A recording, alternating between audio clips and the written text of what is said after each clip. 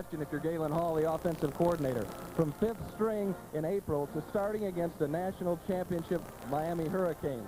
It was amazing to see, though, the way that Bell maintained his composure, improved throughout the game, and got him in a position at the end of the football game with 40 seconds left. You can see it here. Frankie Neal makes a reception, and they go ahead of the Miami Hurricanes. And that's not all that Florida has. Florida has an outstanding running game and a potentially great offensive line. That offensive line is something to talk about, but the running game, those are the people who get all the publicity, of course. Like one man was Lorenzo Hampton last week. Lorenzo Hampton really showed his stuff. You're going to see him here, 64-yarder against the Miami Hurricanes, gets the ball. Joe Henderson, also a fine running back, takes out the linebacker. Gary Roll takes out two defensive backs. And Lorenzo Hampton, along with Neil Anderson, give Florida as good a pair of running backs as there is in the SEC. And what an offensive line. Look at this wall of granite. The smallest one is 6'4" and 250 pounds. I've never seen 5 guys standing in a row that are as big as these folks. And it could be a problem for LSU to get pressure on Bell. And for LSU, a man you played for when in your days with the Dolphins, Bill Arnsparger, their new head coach, you have to think defense when you think Arnsparger. And he's going to have to be a little bit of a magician today. Yeah, he's going to have to get pressure from his defensive line, Barbay and Henry Thomas, and from Michael Brooks. There's Roland Barbay popping up on your screen now. If they don't get pressure on Kerwin Bell, he's going to have enough time to settle down, and he just may pick apart an inexperienced secondary. They've got experience in Lippert Hobley. He's a preseason All-American, and Jeffrey Dale, the strong safety, has seen playing time. But they're starting 2 inexperienced cornerbacks. The first start for Kevin Guidry and Norman Jefferson, and it could be a problem for him as the game develops. And it could be that LSU has most talent, maybe the most of anybody in the country. It remains to be seen on offense. What an offensive machine. They really do have some weapons. It's incredible. Eric Martin, number 41, Herman Fontenot, they're all fast, big. 3 of them are ex-tailbacks. They can catch the ball after they have it, and they're just a threat from anywhere. I know Joe Kynes, the defensive coordinator from Florida, is very concerned about this man right there, and he'll be pointed at him all day long. And when it comes to backs out of the backfield, they've got Gary James, number 33, Dalton Hilliard, 21, and even Craig Raskin catches the ball well. And these are the guys for Florida who'll be trying to stop him. Alonzo Johnson, a very good pass rusher. He's the closest thing, in the words of their coaches, to departed Wilbur Marshall for Florida. Here he is applying pressure to Kozar in that Miami game, allowing the secondary to break up the pass. However, there is a secondary problem and an experienced secondary for Florida, as Kozar proved at the end of that game versus Miami. It's simple mental error, and that's what can kill you when you're playing pass defense. But Florida's not inexperienced anymore in the sense they've at least had one start. These 2 guys from LSU, it's going to be the first time they've lined up in front of 70,000 people, so it's going to be interesting. A full house at Florida Field. We'll be back in just a moment for the kickoff, but now back to our studios. Craig Zager and Paul Horning with SEC and national football coverage.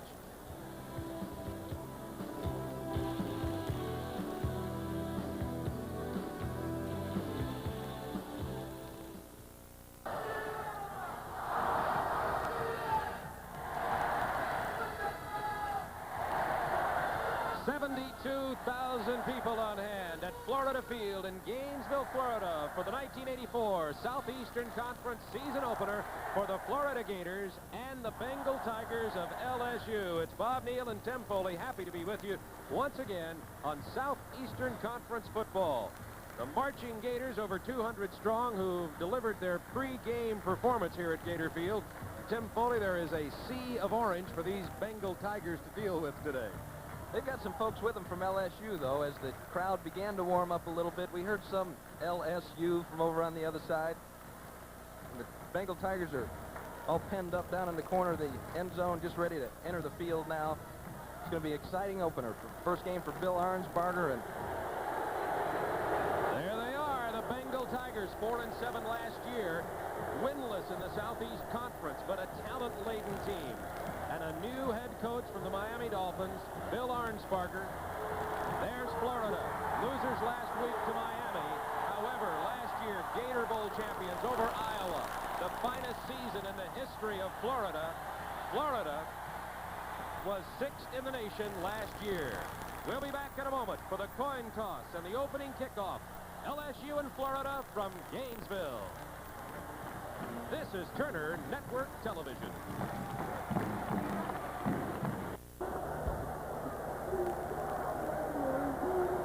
And the captains from LSU and Florida set to meet at center field now for the coin toss here. Artificial surface at Florida Field. It's been added on to year after year after year, and now 72,000 fans can fit in here. There are the captains from the University of Florida. Number 16 is Chris Perkins, one of the kickers. There's the referee for today's game, Joe Hicks.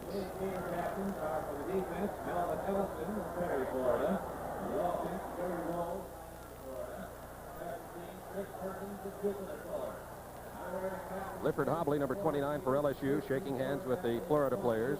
And our referee, Joe Hicks, has season opener jitters. Didn't turn his microphone on there yet. If we can get him to flip it on, we'll take this coin toss live for you. Otherwise, we'll just be able to all watch it together. Captains, Jeff Wickersham, number 5 for LSU, to the left of your screen. Dale Dormany is also out there at middle field. He's a young man in crutches from Hialeah High School. He was going to be the starting quarterback this year for the Florida Gators till he sustained a knee injury the Wednesday before the first game. There's the toss. And a fumble on the toss by referee Joe Hicks. Settle down, Joe. That's okay. But he can do it again. Oh, he does it again. I believe the Florida Gators have won the toss here. The crowd and you and I and Tim will be notified at the same time here. Toss is no good. That means that Florida has declined to make a judgment.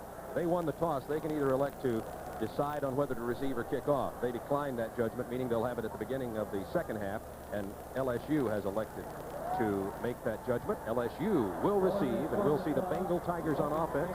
As we begin this football game, the Bengal Tigers will be going right to left as we view them, and Florida left to right. As most of you know, this is the final season for Charlie Pell, Florida's head coach.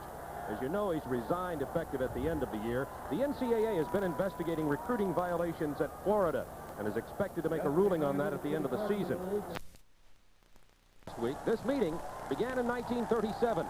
The Tigers won that first game. Tigers lead in the series 16-12-2. And by the way, LSU has defeated Florida here the last 2 times they've played at Florida Field. The deep receivers for LSU, number 12 to the left side is Norman Jefferson. To the right side of your screen, number 41, Eric Martin. Both have good hands. Both are good returners. There is number 16, Chris Perkins, the long kicker and kickoff kicker for Florida. This game underway. Martin takes it in the end zone, goes out for a touchback, and the ball will come out to the 20-yard line, where we'll be on offense with the Bengal Tigers of LSU. Let's have a look at that offensive lineup in the backfield for the first time together. Hilliard and James. What a duo to run out of the backfield. Jeff Wickersham will be throwing to them and to Mitch Andrews, Eric Martin, and freshman Raji McGee, who's playing in place of the injured Herman Fontenot. There's the offensive line. Lance Smith, the right tackle, a preseason All-American candidate, and is down to his fighting weight from 300 pounds to about 280. On first down from the 20. It's complete to the tight end, Andrews. First down, LSU. He lost the ball. Let's see who has it. It was after he went down. LSU first and 10. Let's have a look at the Florida defensive alignment. The players who are starting this game for the Gators of Florida. You see the players who have not started before. Duhart, Ellison, and Armstrong.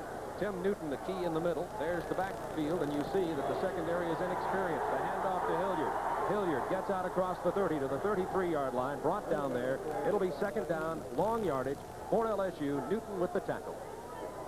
You can look for LSU to throw the ball short early on in the football game. What they're going to try to do, I believe, is to try to suck those linebackers up, keep them from getting that 15-yard drop. So Andrews and James and Hilliard will catch the ball out early. 2 receivers to the right, 1 to the left side. Second down, 8 from the 33. Complete to Martin across the 40 and down there. Tackled by freshman Jarvis Williams, number 26, the right cornerback for the Gators. Close to a first down, but I believe it'll be marked just inches short. And that was a one-back offensive set. They had 3 wide receivers in the football game. 3 to one side, Martin down to the other side. They're trying to isolate Eric Martin on Jarvis Williams. Third down, short yardage, double tight end. LSU opening moment. That's Gary James getting the first down.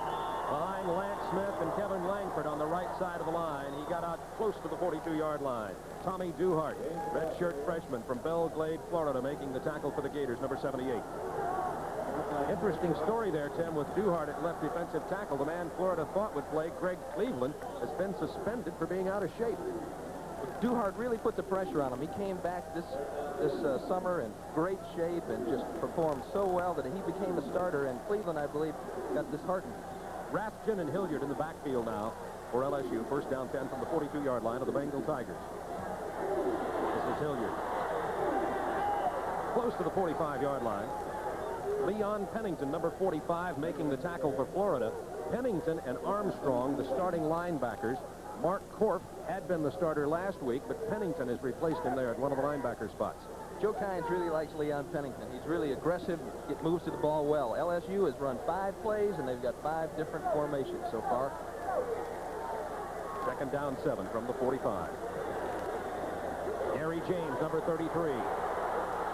Close to the first down. Inside Gator territory. Ricky Eason, number 8, with a tackle for the Florida Gators. And Gary James, who was an outstanding freshman, had only 478 yards last year. Little counter trap. Hilliard goes to the left. James taking the ball back to the right side. He's being led there by Kurt Gore and John Harrell. They want to get James outside. He's got the blazing speed. If he gets free, nobody's going to catch him. Double tight end, short yardage, third down 1. LSU, that's Hilliard. Hilliard gets the first down to about the 47-yard line of the Florida Gators. LSU has driven this ball from their 20. And as you said, Tim Foley, we've seen a whole lot of formations and a great matchup between the center and the nose guard. Tommy Campbell weighs 230 pounds. Timmy Newton says he weighs in at 280. Big, strong nose guard. Now, if Campbell can control him, and I don't think he can one-on-one, they've got to get him some help. They've got to eliminate Newton's movement in there. First down from the 47-yard line. Quick opener. Dalton Hilliard to the 43-yard line.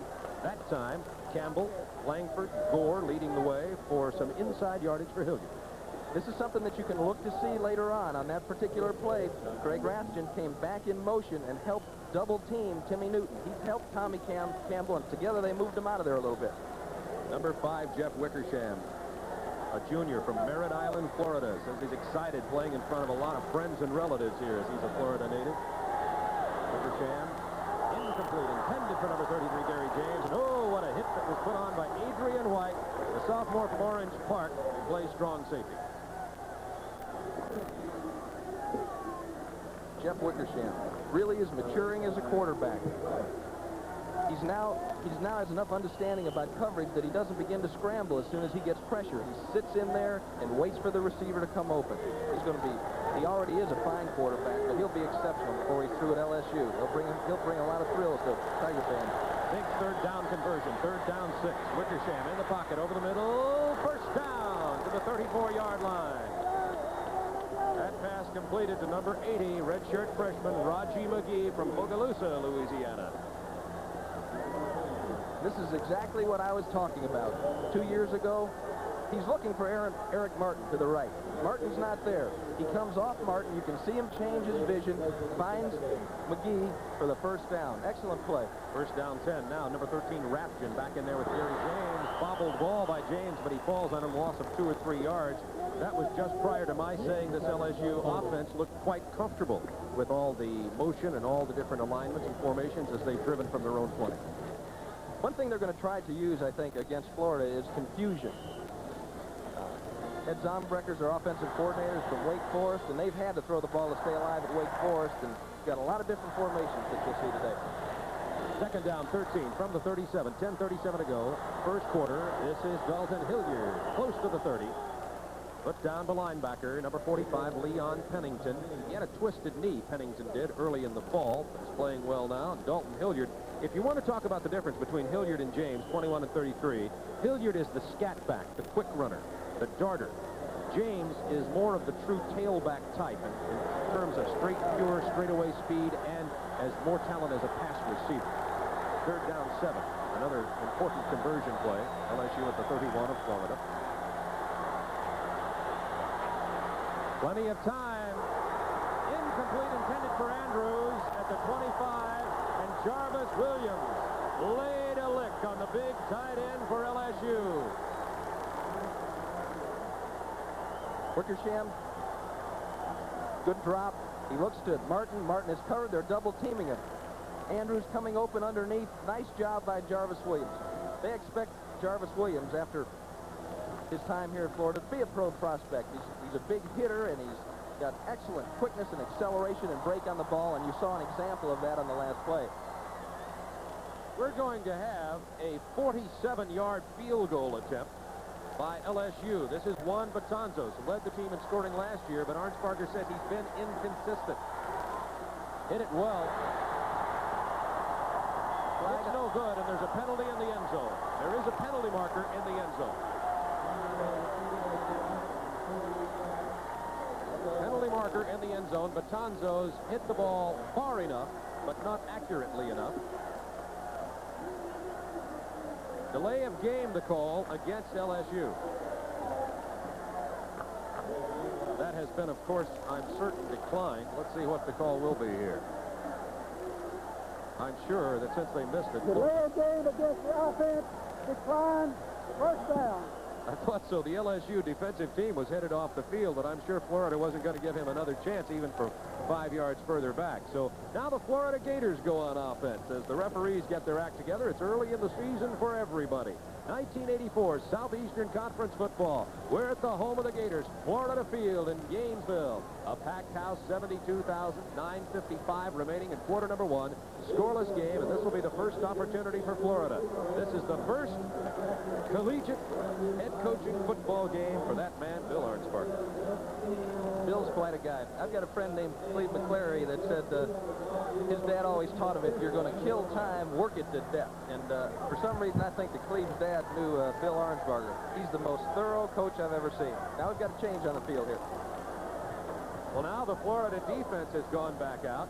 They may say that because, and as a matter of fact, the point here is very clearly, because it was delay of game, LSU has to play it over. The play never took place. There was no option for declining or accepting the penalty. And now it's going to be a punting situation for LSU. So it wasn't a case to where Florida would decline the delay of game. It is not declinable. Delay of game, penalty, dead ball foul, penalized 5 yards, still fourth down. You know, it sure is nice working with a play-by-play guy that knows his football. Knowledgeable Bob Neal. Good job. I'm sure the officials know their football. They just forgot. However, they've recouped, and now we have not the field goal situation. Now we have a punting situation. This is Clay Parker, senior from Grayson, Louisiana. Had a great year in '82. Not such a great year last year. Says now that he thinks he can average 40-plus yards per punt. Barefooted punter. Angling for the corner. Not well hit, end over end and out of bounds. It may go out of bounds way upfield here as the officials keep walking it up. Not a good punt by Parker. Out to the 17-yard line. He did get it inside the 20, but only a 19-yard punt by Clay Parker. He would like to have had more. Now the Gators have the ball. They did lose field position because of the delay of game penalty by LSU. So it's a scoreless football game. We're in the first quarter, 9:48 remaining. Back to Florida Field in Gainesville in a moment. This is Turner Network Television.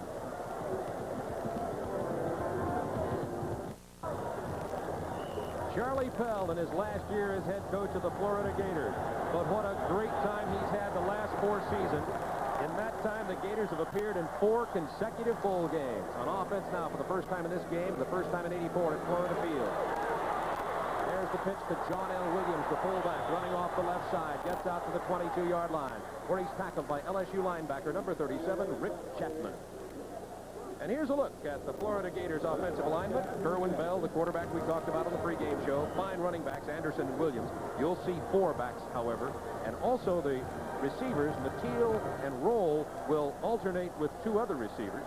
Odom is their fine tight end. There's that Florida offensive line. Big, powerful, and only one inexperienced player, number 74, Zimmerman. It'll be second down 5 from the 23.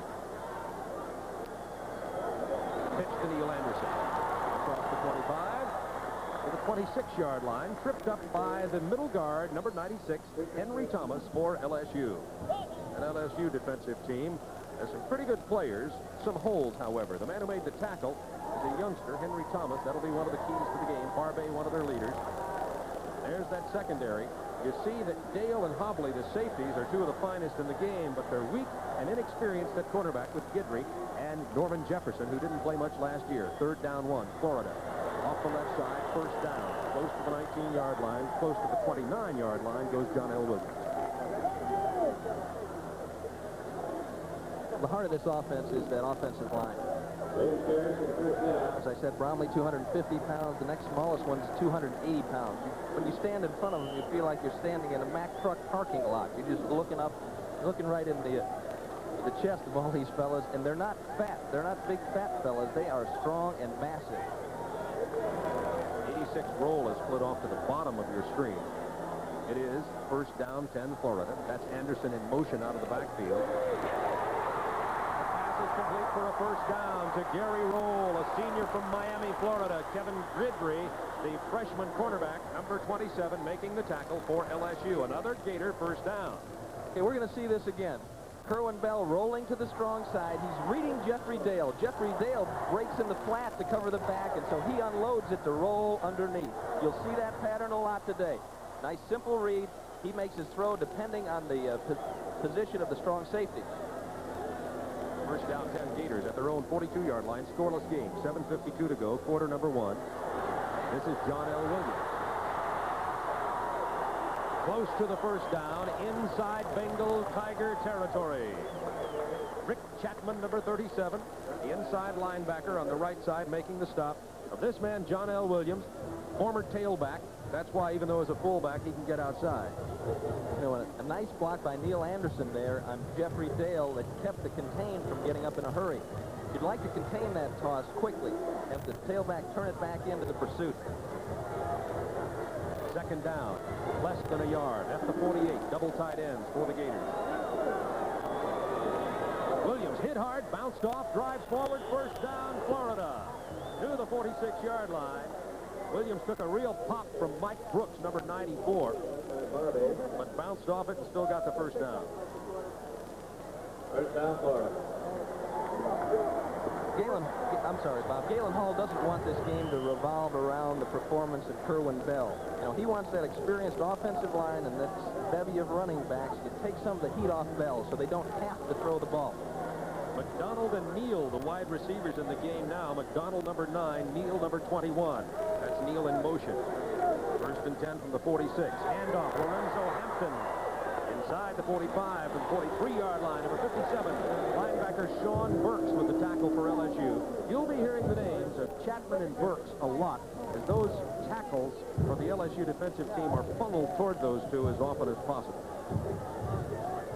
You can see Steve Hodge has come into the game for Jeffrey Dale, and Burks does an exceptional job of filling that hole. He doesn't pursue down the line of scrimmage. He comes across and hits that tailback before he gets a chance to get to the line.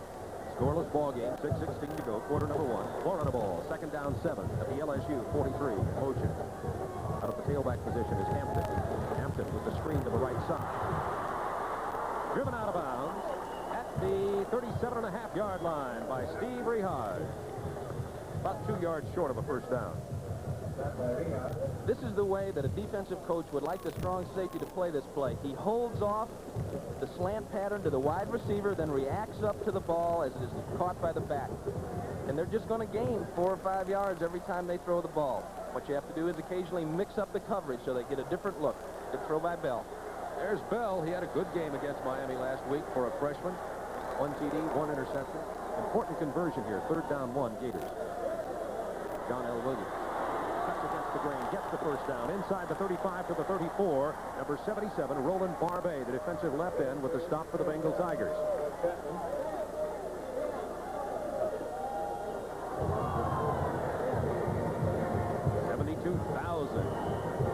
Gainesville and Florida Field. What lovely weather. The temperature today is only going to be in the very low 80s. A nice breeze. As a matter of fact, it's more than a breeze sometimes. Wind gets up to about 20 miles an hour. Partly cloudy here in Gainesville, Florida. Wonderful Saturday afternoon for football. 1st and 10 from the 34 of the Gators. Picks up in the backfield. Bell rolling, throwing, wide open. Number 82, Walter Odom. Odom inside the 10 to the 8-yard line. Gator 1st down. Tackled by Dale 4 and Hobley 29 for LSU. Just a naked bootleg, makes the fake. The tight end snuck inside. The strong linebacker settled down in the open area. Probably didn't see him until too late, then hustled back to make the play. 26-yard pass reception, 25 yards make it. And now Bell is 2 out of 2 throwing the football this afternoon. First down goal from the 8-yard line for the Gators. Scoreless game. They're threatening. This is Hampton. Penalty marker down. Hampton goes down at the 5-yard line. Penalty marker on the near side in the Florida backfield.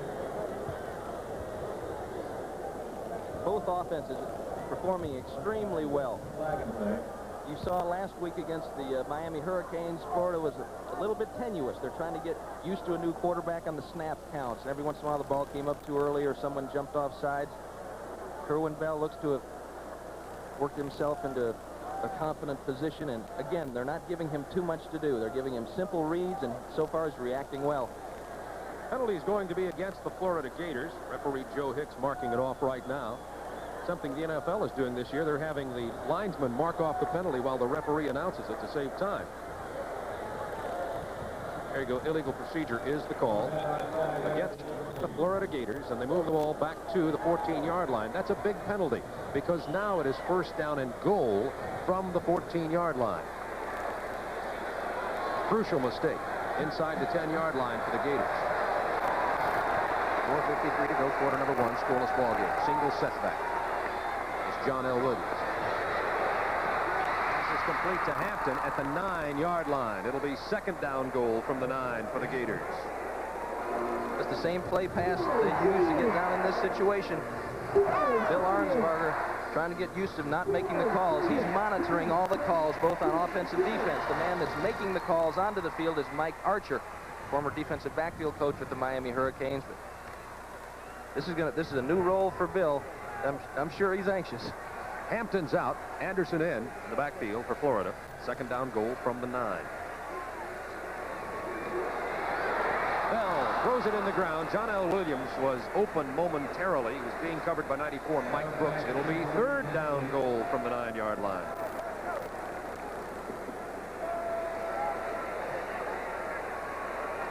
These Florida receivers, by the way, while we're talking about receivers, the split ends and flankers, Natil and McDonald alternate at that position. Roll and Neal alternate at that position, as does Anderson and Hampton at that running back position. So you see them roll in and out of the game regularly. Third and goal from the 9. Bell is 4 out of 5 for 48 yards. That was his first incompletion. Crucial play here.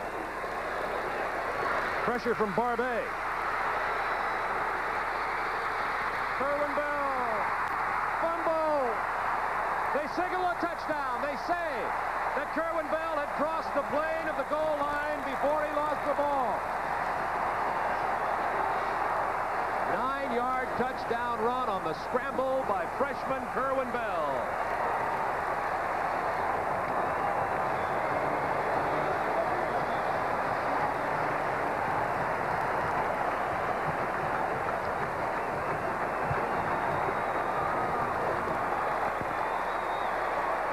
Like to run down there, Bob, is a pick pattern between the 2 wide receivers. At that time, he was trying to get it back to Odom on the weak side after he felt the pressure.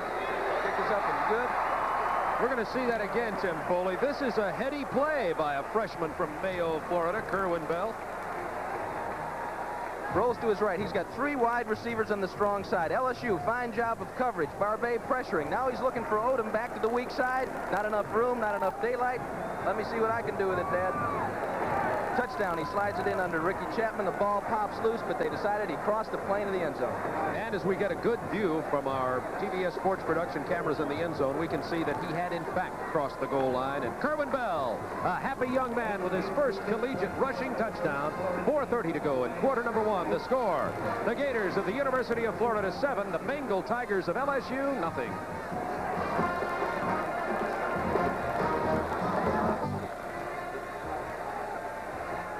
So the Florida Gators happy at the moment, a 7-0 lead in this game. They'll be kicking off to LSU again. The deep receivers are Norman Jefferson and Eric Martin. Jefferson 12, Martin number 41. He elects to return.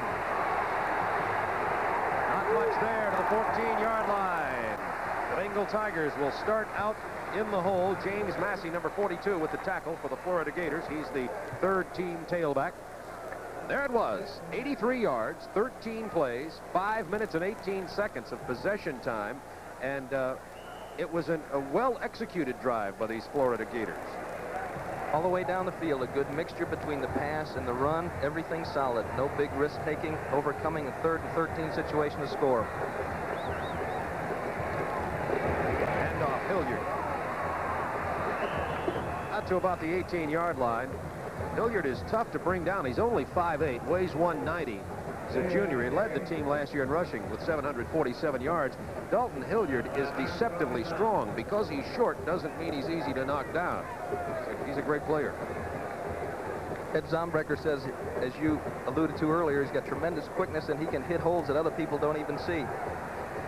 Second down, 6, LSU from the 18, trailing 7-0. Wickersham over the middle has a man. Mitch Andrews, first down. Across the 25 to the 26-yard line, Mark Korf in at linebacker for the Florida Gators now. Pennington had started at the strong linebacker position, and Mark Korf in there now. Just to lower it, you see the Florida linebackers turning to run out of there. Wickersham just dumps it to Andrews, and they're going to get that completion. The idea is they're trying to suck those linebackers up so they can hit Martin or McGee in behind that coverage. And we have an injury on the field. It's number 4, Vernell Brown, the free safety for Florida. Exactly what the Gators did not want to have, as they are not deep in the secondary with replacements.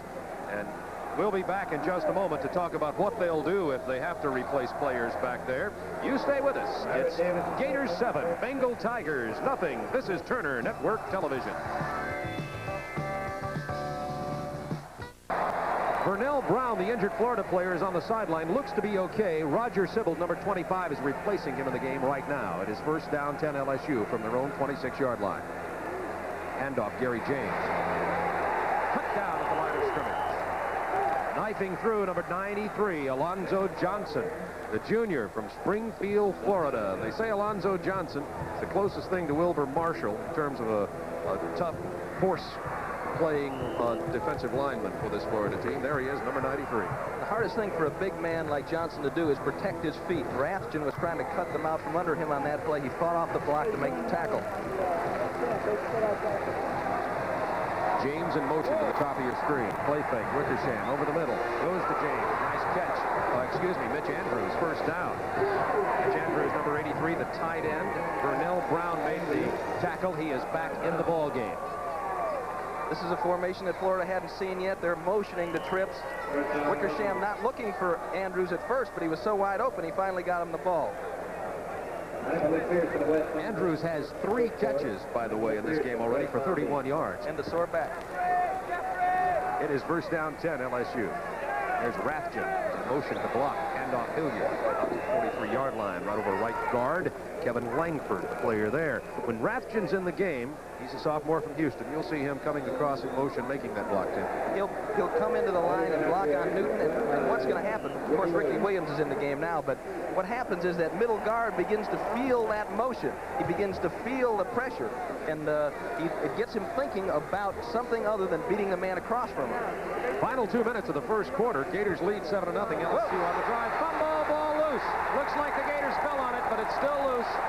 Gator football at the 43-yard line. Jarvis Williams, number 26, with the ball. A big turnover, and the Gators take over.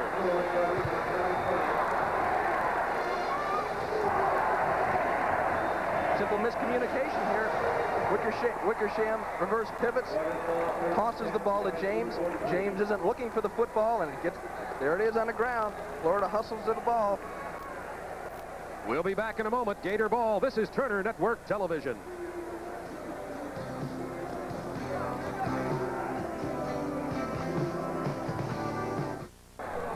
There's Jarvis Williams, number 26, the freshman from Palatka, who recovered the fumble.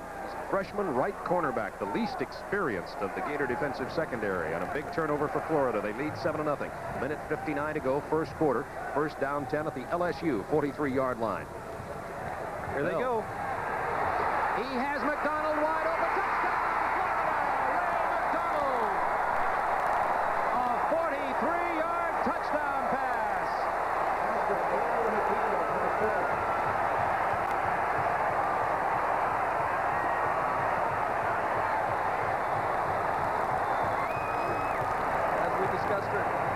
discussed during the timeout, that's a perfect time to swing from the floor.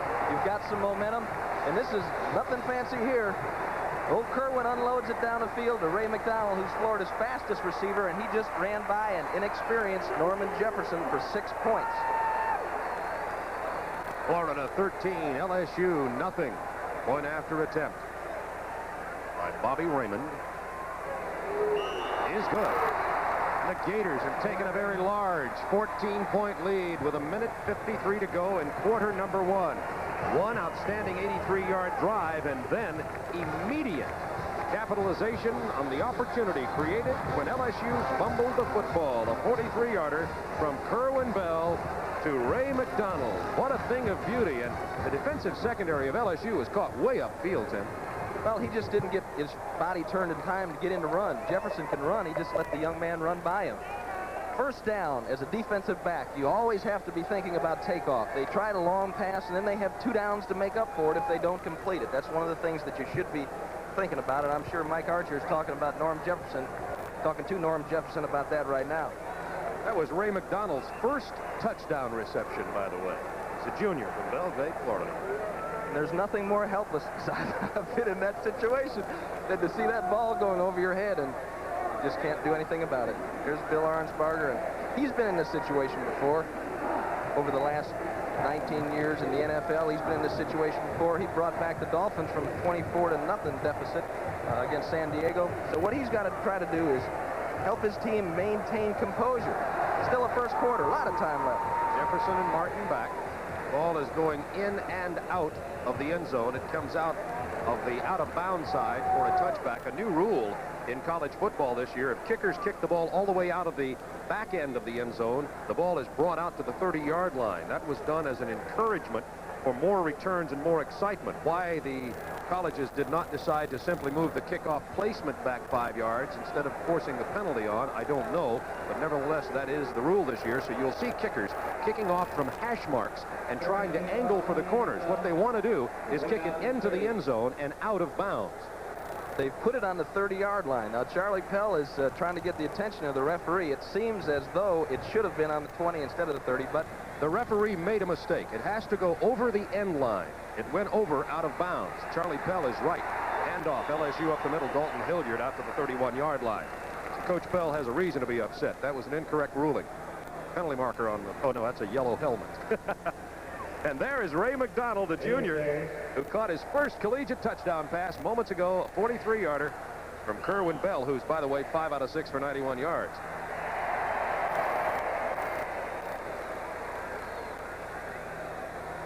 Martin and Raji McGee, the 2 split ends for LSU on 2nd down 9. Complete over the middle again, out to the 34-yard line. That was Dalton Hilliard with the reception. Ron Moten, the linebacker, number 58, with the tackle for the Florida Gators. Okay, Moten and Pennington were all over Mitch Andrews that time. Now what's happening is they're beginning to pay a little bit more attention to him. Look before long to see them hit Martin coming in at about that 20-yard line depth. 20 yards deep, I'm sorry. Excuse me, near side is Fontenot. 3 receivers in the game on the 3rd down 4. Plenty of time for Wickersham.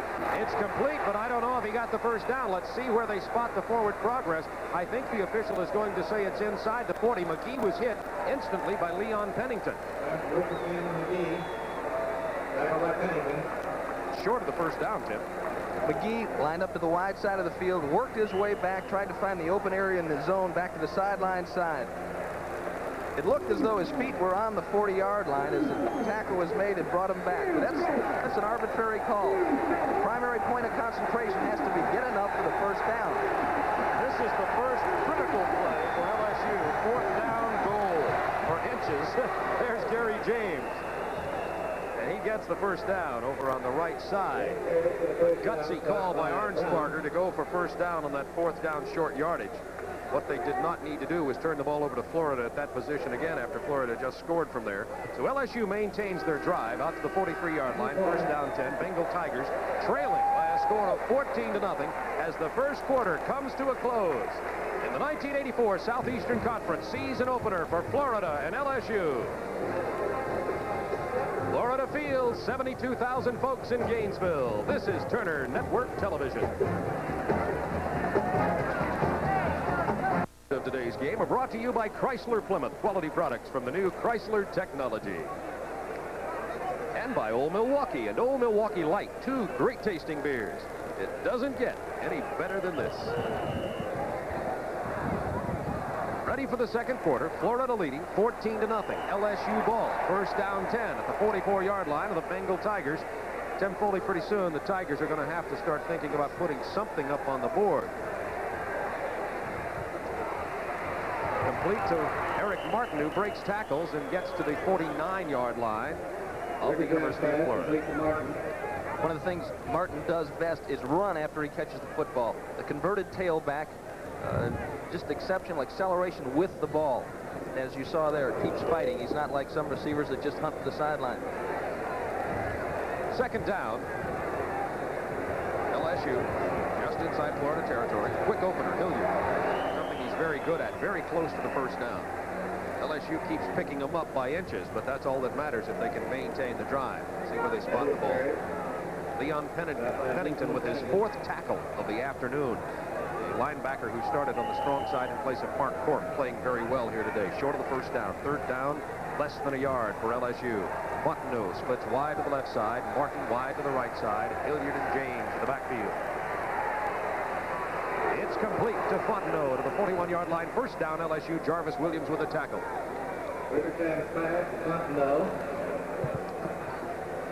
Tackle by Jarvis Williams. Perfect play by Jarvis Williams here. First down, LSU. As we watch Timmy Newton working against the offensive lineman of LSU. Does a nice job coming up, attacking and making the tackle. That's the big thing there. On the first down 10, here's the misdirection play to Gary James, spinning and turning a la Tony Dorsett inside the 25 to the 24-yard line. And Gary James tackled by Patrick Miller, but James with a nice gainer and a first down for LSU. This is important. LSU has to get something going on the ground. They don't want to be even though they're behind 14-0, they don't want to be forced into throwing the football. They open up a nice hole for the first time in the game, up the middle, and you can see why they call James the knifer. Hits it in a hurry. James out, Rathjen in. First down 10, LSU at the 24 of Florida. Here's Hilliard. Breaks a tackle. Goes down the 18-yard line, tackled by Vernell Brown. Hilliard very elusive, and LSU keeps their drive alive, the closest that they've gotten so far in this ball game. LSU opened up with a very successful drive, couldn't connect or finish the drive, and went for a 47-yard field goal that was missed by Betanzos, and that's why LSU is scoreless. 2 errors on offense. They had a fumble in the first drive and then that they did not lose, and then a fumble in the second drive that was a turnover. Second down 3. Slot left formation. They're running right. Hilliard gets the blocking, gets the first down. Inside the 10 to the 9-yard line. Vernell Brown with a tackle again. It'll be first down goal, Bengal Tigers of LSU. Let's watch this offensive line of LSU work. You see Mitch Andrews there, Lance Smith pulling around there. Kevin Langford, offensive captain, doing a nice job. Getting movement off the line, controlling the line of scrimmage on that play, letting Dalton Hilliard look for the opening. Now Rathjen and James in the backfield. First down goal, LSU. This is James. Drives to the 3-yard line. Second down goal from the 3 for LSU. A nice job of intelligent running and reading by Gary James on that sweep to the right side. And an injury, Mark Korf, number 59, the man down for Florida. He was also the man who made the tackle. Korf has been a fine player for him over the years at Florida. He's got 4 strong linebackers. See if we can pick up what happened on this play. Korf, number 59, making the tackle on 33, James. Here's the toss to James. As Bob said, he's patient. Waits for his opening. Rathjen gets the block there, turns it upfield. Here comes Korf. Going to see it from another angle. Puts a face mask right in the chest. Good tackle, and I don't know if he pinched a nerve in his neck or if he hurt his knee. Can't see what he grabbed there, Bob. Looks to be okay as he heads off. We'll get an update on whether he's injured seriously or not. By the way, James has 7 carries for 33 yards in this game. Hilliard 11 for 43. So the Dalton James gang running along pretty well. An NCAA update. Oregon State defeating Ohio State 7-3 in the first quarter. Joe Avizano's bunch has a lead early in Columbus, Ohio. And back Joe. You know, they're running over to the right behind Lance Smith, who last year was touted as a preseason All-American, came in at 300 pounds and didn't really play too well. This year he's got a whole new attitude, and he's weighing 263 pounds, and he's just lean and mean and ready to go.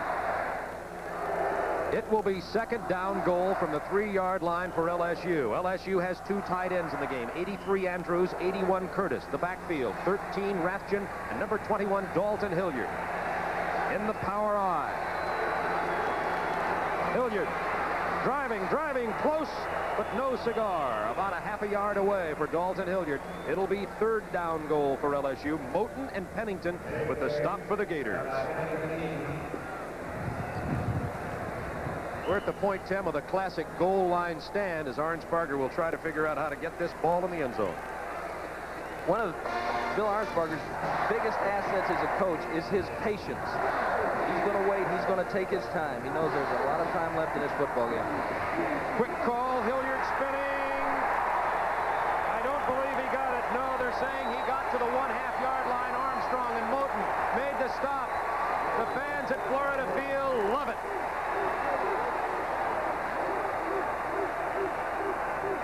The job of a defensive lineman in this situation is to just bury yourself, force that running back to leap.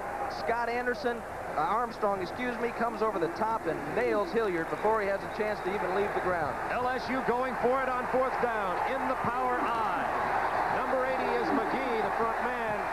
This is Wickersham throwing wide open. Touchdown! Number 81, Earl Curtis, the senior from Lafayette, and the Bengal Tigers have come back. It is 14-6 with 11:31 to go, second quarter.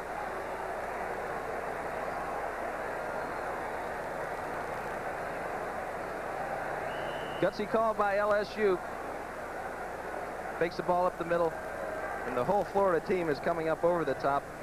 And there's a fellow that doesn't catch too many balls. Earl Curtis, regarded as a fine blocker, not much of a receiver. He kind of sneaks out there and works himself into the open. Second touchdown in his career. He had a catch in 82, none in 83. But Conzo's point after, good. And with 11:31 to go, second quarter, the score. The Florida Gators 14, the Bengal Tigers of LSU 7. Back to Florida Field after this.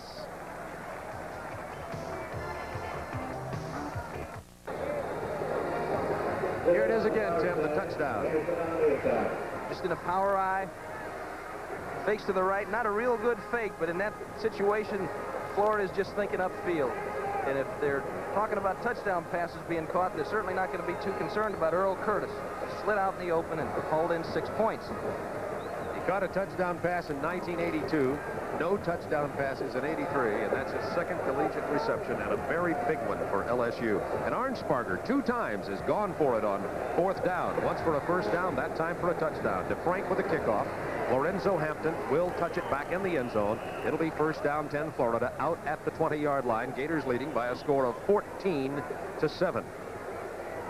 70 yards in 14 plays for LSU. It took 5 minutes and 22 seconds. These teams are amassing, for the most part, with the exception of the turnovers, long drives. LSU opened with one all the way downfield. Florida came back with an 83-yard drive, and that time the Bengal Tigers went 70 yards.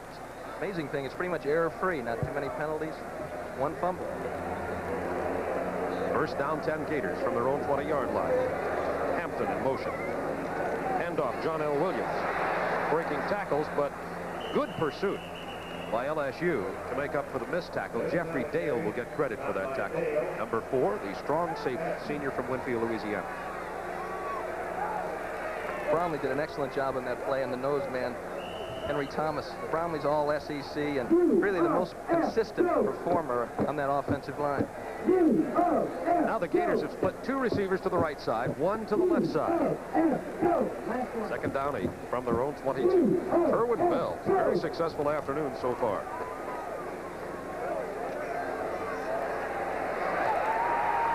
Almost picked off. Nice play by 12 Norman Jefferson. Pass intended for number 7 Lorenzo Hampton. This is basically the same pattern that they were getting to from the motion, swinging a man out wide on the strong side. But Bell is looking weak side all the way here. The field was wide open. The middle of the field was wide open. If Hampton would have taken the middle of the field at full speed, I think he could have run by Norman Jefferson. Jefferson's got to get himself a little depth. Third down, 8, Gators. Same formation this time. Bell. It's complete to Ray McDonald at the 32-yard line, and a first down. Another big catch by McDonald. He caught a touchdown pass for 43 yards earlier, and now a crucial third down, first down pass reception by Ray McDonald.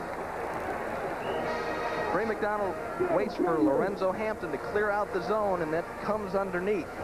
The people that are making Bell so effective is that offensive line, Zimmerman and Kerr and Hinson and Brown. They're just giving him, he's not harassed at all. McDonald now 2 catches for 52 yards. Bell is 6 out of 8 for 100 yards. Penalty marker down. Could be movement over on the left side. Lomas Brown, number 75, looked to be making some motion on the left side. Offsides is the call against the Florida Gators. I was talking to George Young before the game, the general manager for the New York Giants, and he feels that it's one of the highest rated linemen in the country, Lomas Brown, in the top 5. Charlie Pell.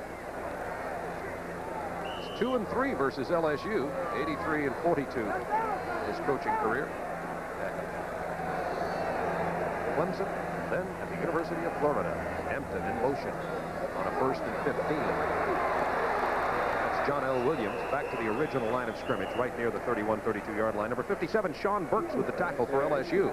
14-7 the score. Florida leading the Bengal Tigers with 9:58 to go in the first half. This is Bob Neal and Tim Foley, happy to be bringing you Southeastern Conference football. Hope you'll be able to be with us all season long. We have some great SEC football, and what a tradition this conference has. Most people in the country would agree it is the strongest conference in the United States.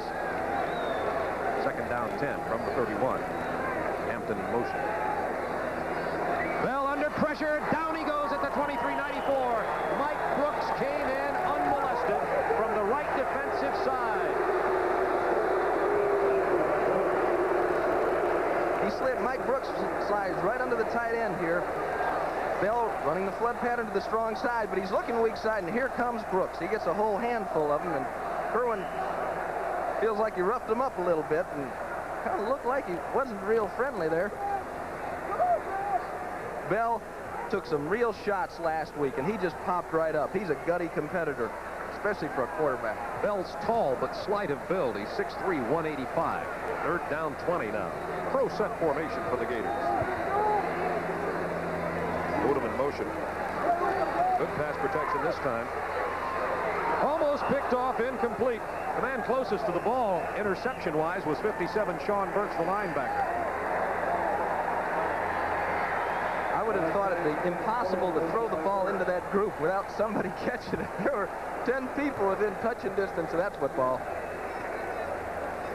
And it's going to be a punting situation for Florida. Criswell is the punter. He is the long punter. Florida has 2 punters. They're both fine. Criswell for the long distance. Dave Nardoni for the short pooch kicks. High snap. Good job of receiving it. Criswell and a nice punt. Norman Jefferson fair catches it. They're going to mark it at about the 28-yard line. Very nice punt by Ray Criswell. Florida with a history of great punters. They have a couple on the team right now. Florida 14, LSU 7, 8:31 to go first half. This is Turner Network Television.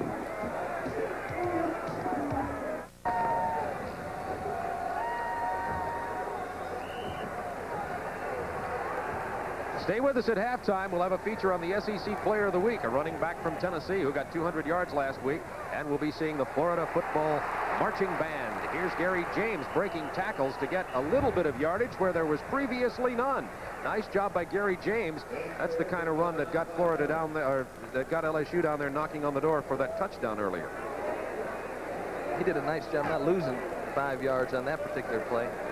Adrian White had made a nice read and was up in there harassing him.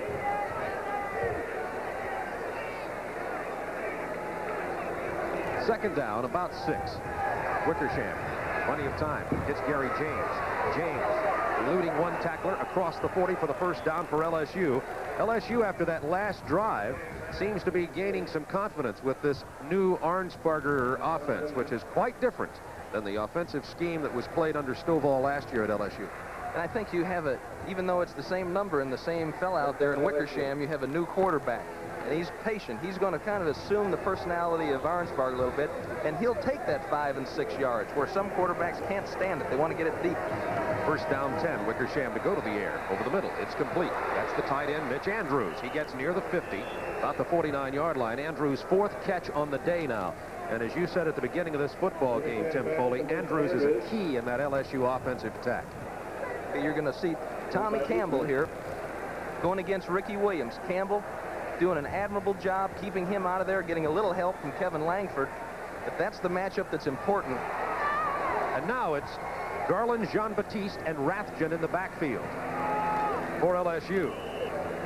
Sam Garland making the tackle of Garland, Jean-Baptiste, if you can keep up with that. Jean-Baptiste, number 43, a sophomore from St. Martinville, Louisiana. One of the rare times you'll see both James and Hilliard out of that LSU backfield. There's Jean-Baptiste now. He is 6 feet tall, 220 pounds. One of the things that Arnsparger remarked about was the unselfishness of both Gary James and Dalton Hilliard. They were enthusiastic blockers for the other ball carrier when they had the ball. First down 10, LSU inside Gator territory now.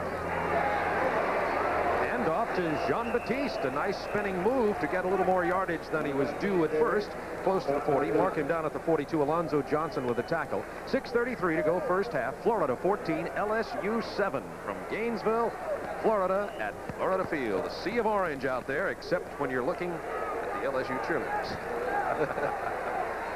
Charlie Pell.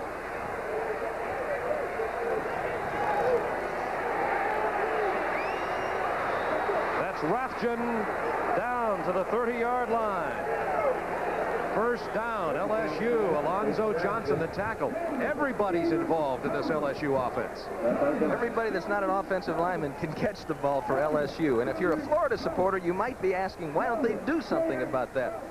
Joe Kines said he was going to try to keep it simple, try to force them to drive the ball all the way down the field. And that's what they're doing right here. The idea is when they catch the ball, come up and smack them. 8 LSU players have caught passes in this game already. Penalty marker on the play. It was a first down 10 from the 30. As a defensive coordinator, that's exactly what you're betting on. That sometime during an 80-yard drive, the offense is going to mess up, and they're going to put them in a must-throw situation, and that's when it's fun to play pass defense.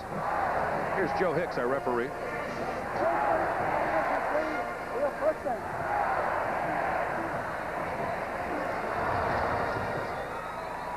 Bill Arnsparger, who likes that mistake-free football, but of course what coach doesn't. First down 15, LSU now from the 35. Wickersham to go to the air. And he finds Mitch Andrews again. Short gain, only about 3 or 4 yards past the original line of scrimmage, down to the 28-yard line, and that's the 5th catch of the day for Mitch Andrews, the junior from Houma, Louisiana. Nice little 7-yard gain.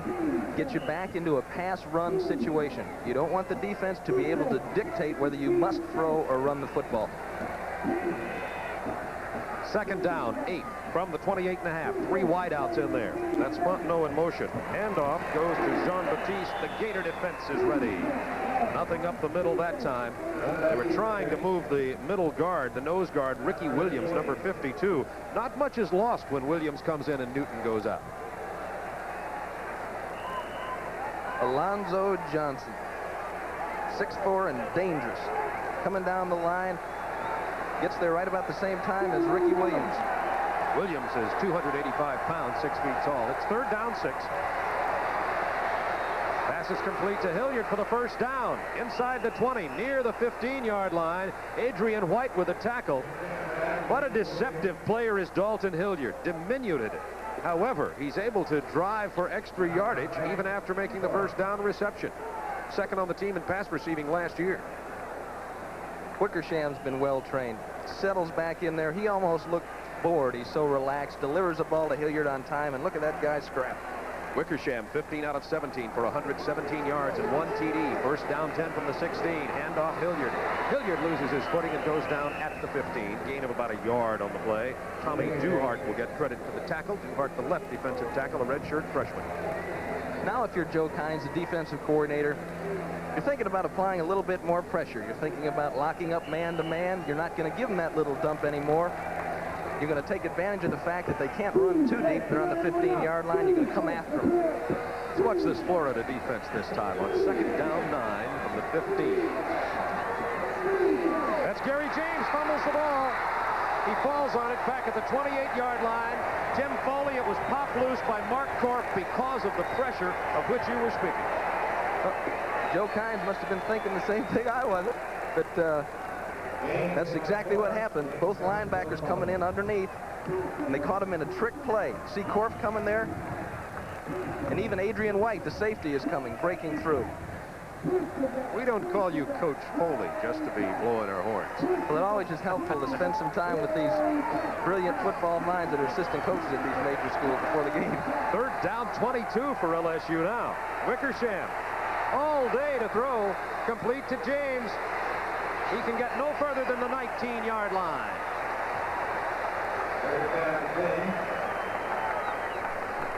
We're going to have a field goal attempt coming up here. Juan Betanzos, the kicker, missed a 47-yarder earlier. This will be a 46-yarder, I believe. Make that a 36-yard field goal. He'll be kicking it from the left hash mark at the 26-yard line. So a 36-yard attempt.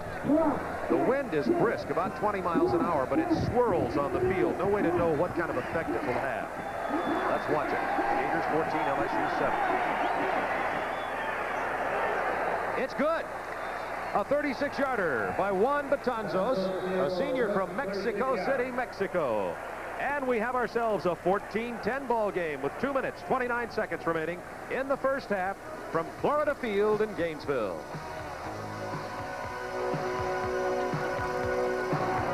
With the ball against Syracuse, that's quarterback Frank Reich, back to pass, looking for Greg Hill. Hill, the leading receiver in Maryland history, grabs the ball, finds the end zone. Maryland leads Syracuse 7-0. We'll have more scores in halftime and highlights at halftime. Now back to Bob and Tim. Ready for the kickoff now. It's 14-10, Florida leading LSU. Sunshine peeking through the partly cloudy skies. Temperature around 80 degrees. A nice breeze here in Gainesville, Florida. Beautiful afternoon. The 1984 Southeastern Conference opener for the Bengal Tigers and for Florida. And just before the kickoff of Matt DeFrank, the wind that we were speaking of earlier blows the ball off the tee. It's brisk and it comes and goes. As you can see, the fraternity houses in the background here on the Florida campus, and the wind whipping against that large American flag. If the wind keeps picking up at the rate it's picked up, it's going to be a definite factor. It's not as bad as the flag makes it look on the field, but it's starting to get worse. Ball goes down and stops in the end zone. There's no penalty on that play.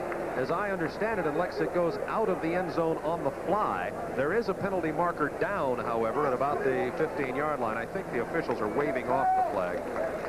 The ruling on that is that the ball must go out of the end zone on the fly before it's brought out to the 30-yard line. The officials earlier ruled a penalty against Florida when they kicked the ball into the end zone and out of bounds, which should not have been a penalty. Now they're discussing it again. We'll see what the call is momentarily. In the meantime, a reminder at halftime, we'll be joining Craig Sager and Paul Hornick for the Football Action Report at our studios. We'll also be covering the University of Florida Marching Band, a wonderful musical aggregation, one of the finest in the country. We'll have a highlight feature on our SEC Player of the Week, which will be a weekly player. This week we'll be looking at Johnny Jones from University of Tennessee, who had more than 200 yards rushing last week for the Volunteers against Washington State. Volunteers coming up on our schedule just 3 weeks from now versus Auburn. Now they've sorted out why the penalty marker was placed on the field. I think they've sorted it out. We'll be getting an announcement from Joe Hicks, the referee. It's more complicated than the courtrooms. While the ball's in the air, 15-yard penalty and a new kick.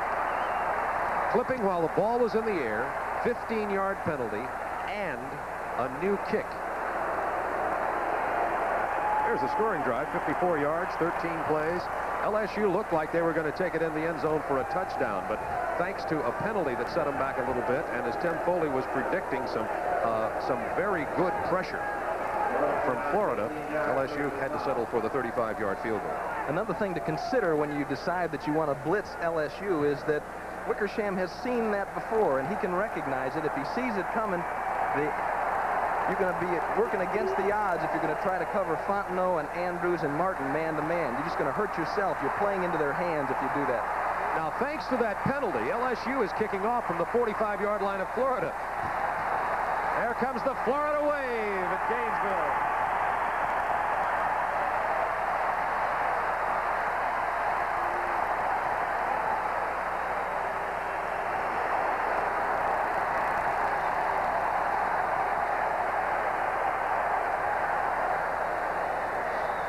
All right, now, we were about to say, because of the penalty at the 45-yard line, LSU will kick off. There's an advantage here for LSU, but not really, because you can't kick it out of the end zone anyway. Watch for an onside kick, possible.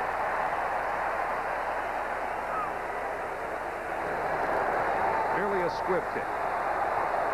Into the end zone. It'll be a touchback for Florida. With the ball, number 5, Eric Anderson. Florida will bring it out to the 20 after all of that. By the way, you saw the sea of orange in the stands here at Florida Field. 72,000 folks here, 4,500 of whom are LSU Bengal Tiger fans who've made the trek from Baton Rouge.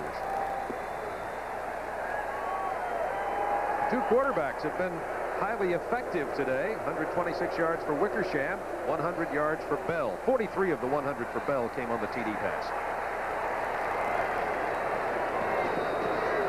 Off to Neil Anderson to the 22-yard line. Down he goes. 72 Carl Wilson, the defensive right end, with the stop for LSU.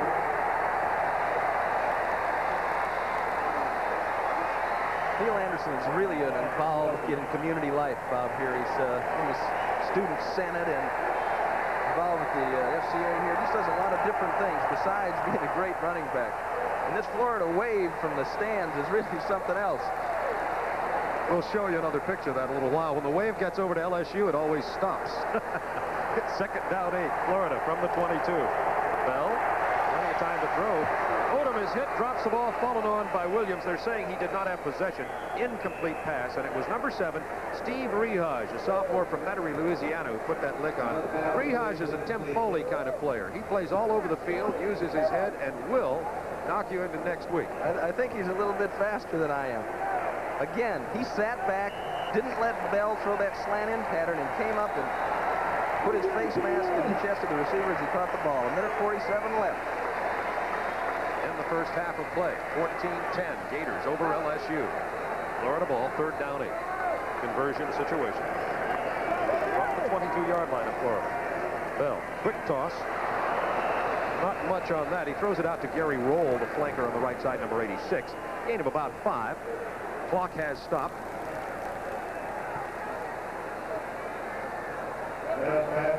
Since it was short of the first down, it'll be a punting situation once again for Florida. And number 13, Ray Criswell, the long punter, comes in. And they're going to take a commercial timeout. We'll be right back to Florida Field. This is Turner Network Television. Before the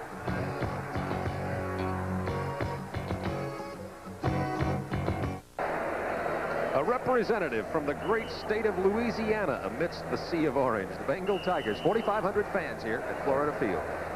Fourth down 5, punting situation. Criswell will take the snap at about his own 10.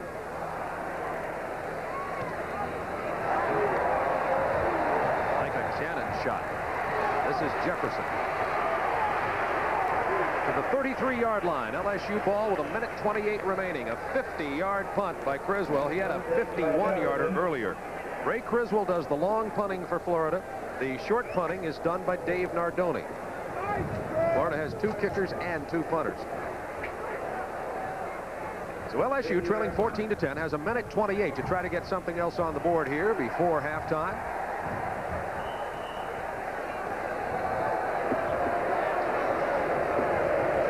Hilliard twisting his way across the 40-yard line. Gain of about 5 or 6. Patrick Miller, number 98, with a stop for Florida. Hurry up offense.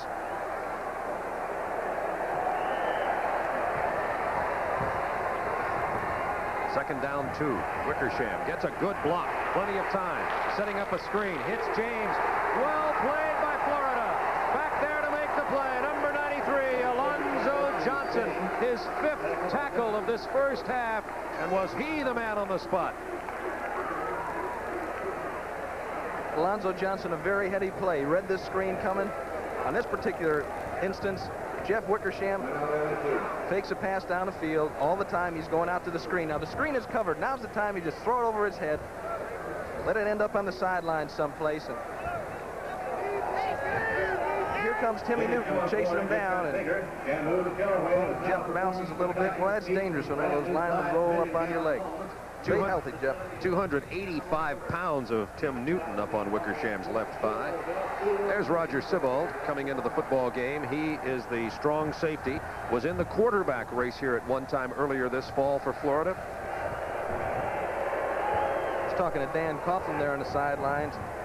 Dan's is a high school coach in Coral Gables, down there with Joe Injuchuk and Nick Cody's and Jack McCluskey. A lot of Florida players on this Florida University football team. Sibbaldon is a 5th defensive back, but he really kind of plays the position of a linebacker when he goes in there. 3rd down 14 LSU. 52 seconds to go in the half. Wickersham going along. Nobody's down there, but Florida, number 8, Ricky Eason, intercepts at the 25. Gator ball at the 25-yard line of Florida. 46 seconds remaining in the half. Pass intended for Martin. Wickersham got it in the air. Tim, I have to believe that the ball possibly got caught in this very brisk 20 to 30 mile an hour wind. Something else happened. All those receivers were jammed at the line of scrimmage. That Florida secondary is well coached. Positioned their bodies in front of the receivers, jammed them, and Jeff Wickersham expected those folks to be farther down the field than they ended up.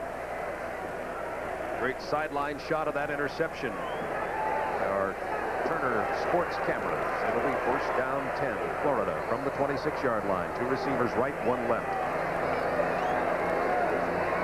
Bell in the pocket. It's complete to number 89, Ricky Nattil, out to the 37-yard line. 1st down, 38 seconds remaining in the first half of play. Florida leading 14-10. Clock stops just long enough to set the ball and move the sticks and the chain on the far sideline. Nattil reminds me of former Florida receiver Nat Moore, the way he moves. Very heady receiver. 1st down 10 Gators, and they jump before the snap, and that'll be a 5-yard penalty. Lomas Brown, Billy Henson both jumped up. Penalty marker goes down. That'll set them back 5 yards. 8 seconds lost on the clock thanks to that miscue. So 30 seconds remaining in the first half. It'll still be 1st and 10, but the ball goes back to the 32. Improvement by the offensive team. Last 5 yards offside.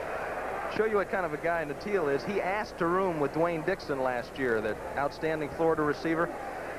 He figured that Dwayne knew some things that he wanted to know, and he wanted to spend as much time with him as he could. 1st and 15 Gators from their own 31-yard line. 30 seconds to go in the half. This is Hampton. Out of bounds to the 36-yard line. Clock stops with 23 seconds in the half. Hampton's 2nd carry of the day, only 9 yards. Kerwin Bell, on the other hand, has been pretty active as the quarterback. He is 8 out of 12 for 114 yards and 1 touchdown. 2nd game ever as a collegiate player, freshman from Mayo, Florida. They call him the Throwin' Mayoan, I understand. They have to, in Mayo, they have to go into Perry for excitement. There's only 1,000 people in Perry. 2nd down 11 from the 36 for Florida. 23 seconds to go in the half. Plenty of time. Bell completes that pass. Out here to the 45-yard line to Ray McDonald, covered by Norman Jefferson. McDonald caught the 43-yard Florida touchdown pass earlier. Here's Ray McDonald. Look at him move to the inside. Sends it back the outside. All this time now, pass defense is a combination of coverage and pressure. And that time there wasn't much pressure. Bell stands there and waits for McDonald to make his move to the outside, and Bell has the ability to deliver the ball in a hurry. McDonald, by the way, has 71 yards receiving on 3 catches. Bell's adding up the yardage here. Florida still has an opportunity to get down in field goal range. 12 seconds to go in the half, and Kerwin Bell is going to call timeout because there's probably time for 2 more plays. A play to perhaps get the ball down inside the 30 to go for a field goal, and then maybe a field goal time. So Kerwin is trying to get a timeout here with 12 seconds left. Galen Hall has done a remarkable job with Kerwin Bell. Hall, the offensive coordinator, he found himself on Wednesday before their first game with a quarterback that had never taken a snap in a major college football game. And I guess Wednesday night they went in and grabbed a projector and they just spent a lot of time together. Bill Arnsparger obviously upset. The official coming from the far sideline, he had a conversation with Arnsparger, which really set him off. And Joe Hicks, the referee, now back here on the near sideline, coming over to talk to Pell. The officials, frankly, have had a rough time in this first half. It is their first SEC game of the year. Been some confusion. Now he had a word or two to say to the Florida coaches. Now back out there. Arnsparger is still upset. Now the referee is granting the timeout to Florida after all of that. So with 12 seconds left in the half, the referee finishing his conversation on the sidelines. And Arnsparger is talking to number 57, Sean Burks, his defensive captain. I'm sure saying, go on out there and say this and this and this. And there's Charlie Pell. Arnsparger's communicated with you a lot during the games, Tim. Right, sometimes he was a little excited when he was talking to me, too. And asked me what I was doing. No word yet from the officials on what all this hubbub is about down there on the field. The game situation is pretty simple. 12 seconds to go in the first half. Gators lead the Bengal Tigers 14-10. It is going to be Florida ball, first down 10 at the 45-yard line of LSU. Sure, they're talking about why they didn't start the clock or why they didn't charge him with a timeout, one or the other.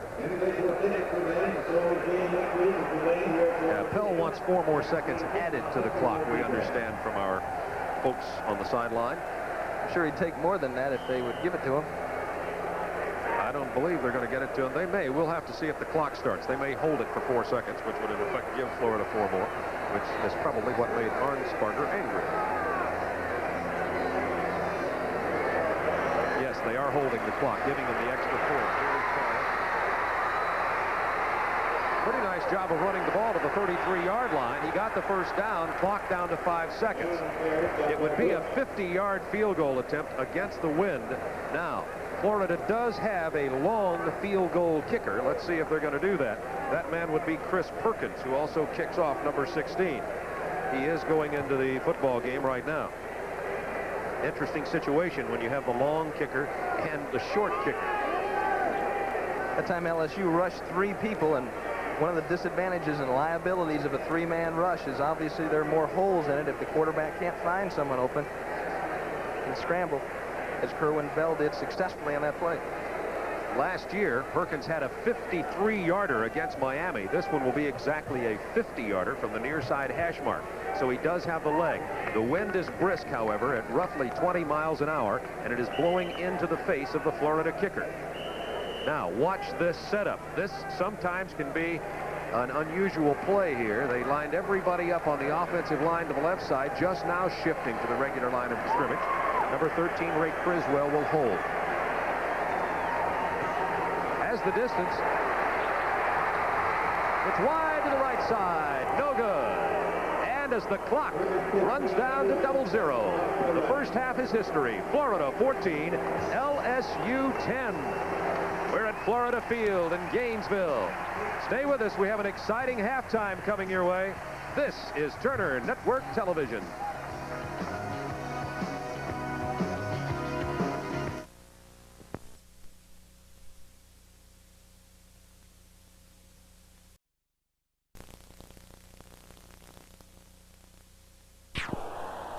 There's the score at halftime. Florida 14, LSU 10. Season opener for both these schools in Florida Field. A critical game for both programs, it goes without saying.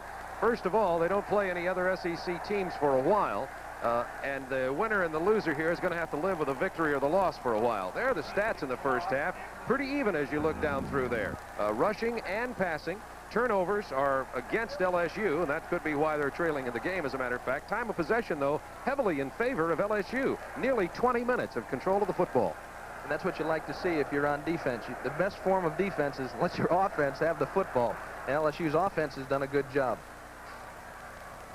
And the kickoff comes down into the end zone to Roger Sibbald, and the Florida Gators will bring it out after the touchback to the 20-yard line, where it'll be first down 10 Florida. Hope you enjoyed our halftime activities. The Florida Band, our feature player of the week, and the report from our Action Center with Craig Sager and Paul Horning out of our studios. And the temperature on the field, we're talking about the temperature being around 80 degrees. That is the airport temperature. As you can see with this artificial surface, the temperature about 94 degrees field level, enough to work up some perspiration. First down 10 Gators from their own 20. Hampton in motion. This is John L. Williams to the 23-yard line.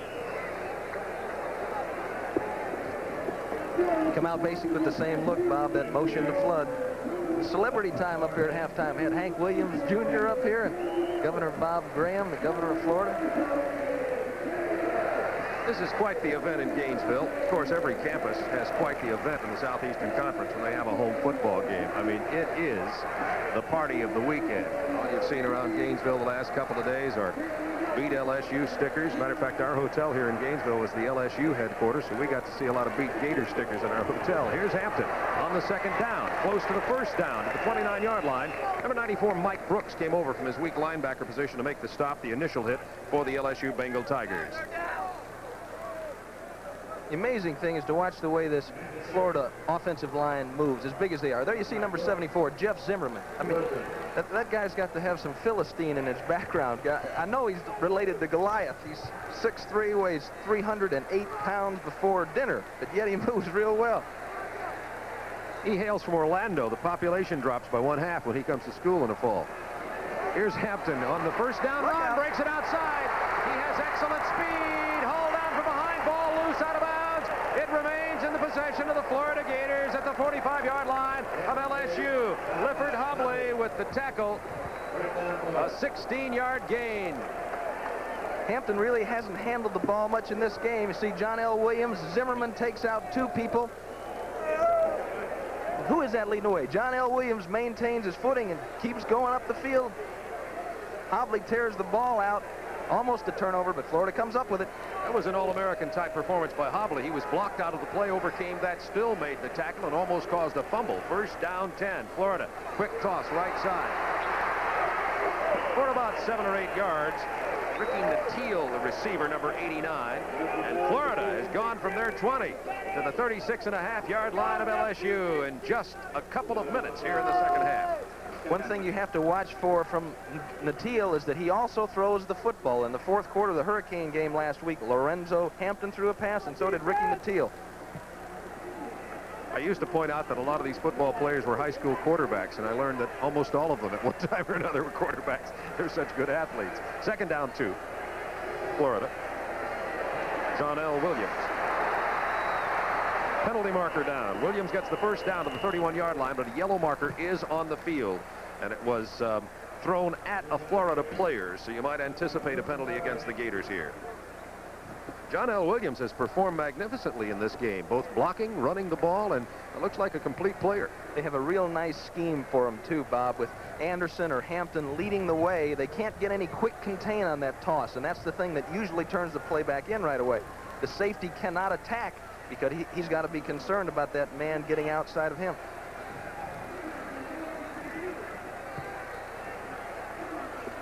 You get used to the hands. Offense, 5-yard penalty. There's the call against the Florida Gators. They move the ball back to the 41-yard line, where it will now be second down again. This time second down 7. Ray McDonald, Frankie Neal are the receivers for Florida, along with Walter Odom, the tight end. Backs are Hampton and Williams. Bell, quick toss, left side, incomplete, intended for Odom at the 40. They're just using different formations to get to the same look. Walter Odom, a sophomore tight end. He's from American High School down in Miami. And Kerwin Bell has the same read. Look at the strong safety. If the strong safety hangs in the slot, deliver the ball in the flat as he did there, just overthrew it a tad. Speaking of talent, Florida provides as good a football talent as any state in the Union. Almost all of the Gators are from Florida, and 9 of the players for LSU are from the state of Florida. It'll be third down and a long 6. Kerwin Bell. Under pressure, incomplete. Falls harmlessly down about the 28-yard line. Very good pressure on Bell that time by Mike Brooks, number 94. Brooks is the man who had the sack earlier. He is the quick pass rushing pressure player for the LSU defensive lineman. And Florida fails to convert on that first down following the penalty, and now they will punt. And when they're inside or near the 40-yard line of the opponents, the punter becomes Dave Nardoni, who is a senior from Andover, Maryland. He has virtually perfected what they call the pooch kick, dropping it down inside the 10. Let's see how it does. It is going to be down at the 1, down at about the 1-foot line. See how well he did. I want to tell you, he made a great punt. Unusually, however, an LSU player picked up that ball there to down it. What happened on that? That's Clifford Hobley, coming off the field. I think that's Hobley. We'll check exactly what happened in a moment. At any rate, LSU has their backs to the wall after the 41-yard punt. We'll be back at Florida Field. Stay with us.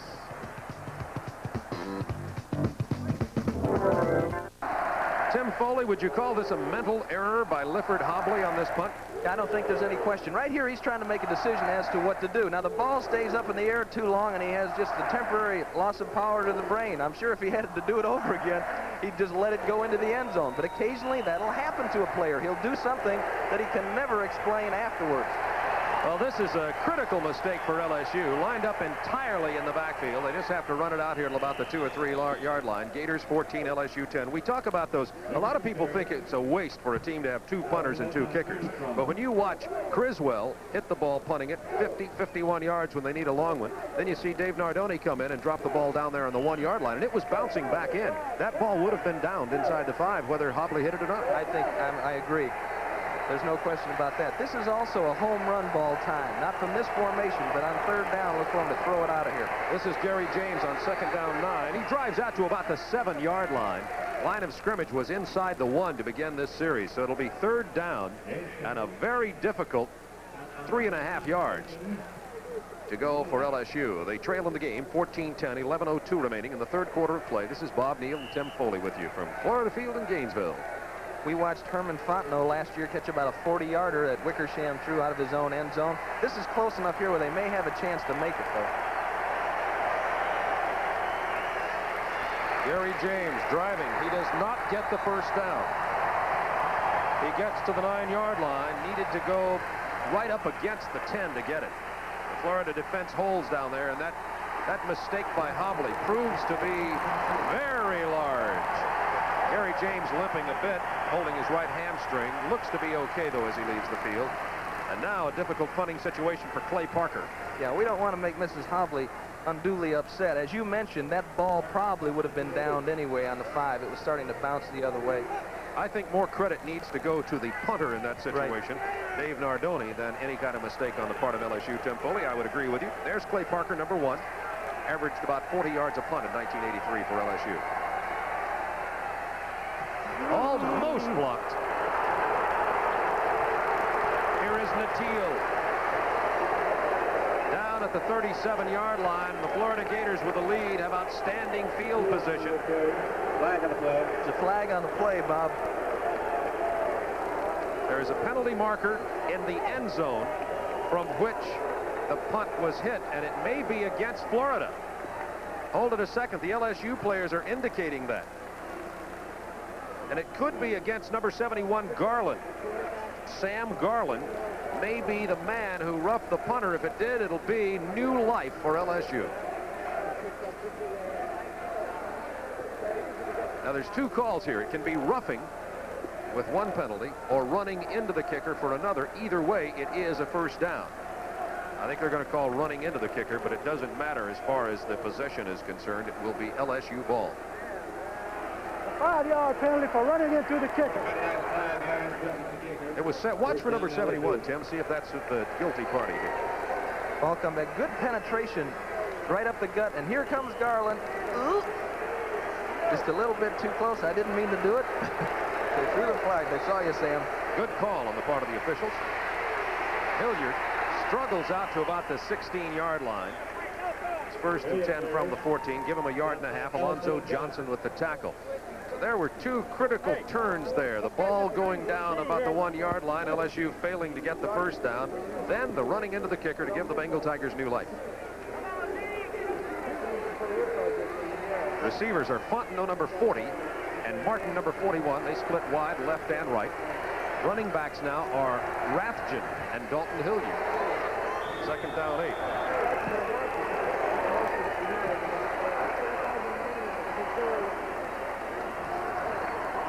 Penalty marker down. Illegal procedure called against LSU. These two teams are tightening up a bit here in the third quarter. They played pretty loose and moved the ball relatively mistake-free, but now all of a sudden a rash of mistakes. Illegal procedure on the offensive team. Second down.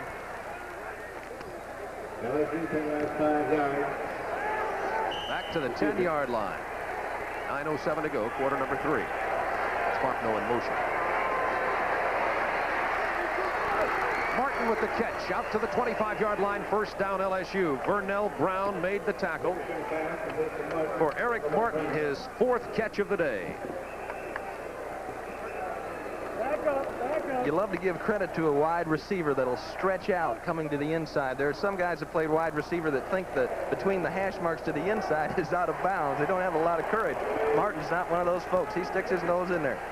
3 wideouts for LSU now on a first down 10 from the 25. And there's going to be another procedure call.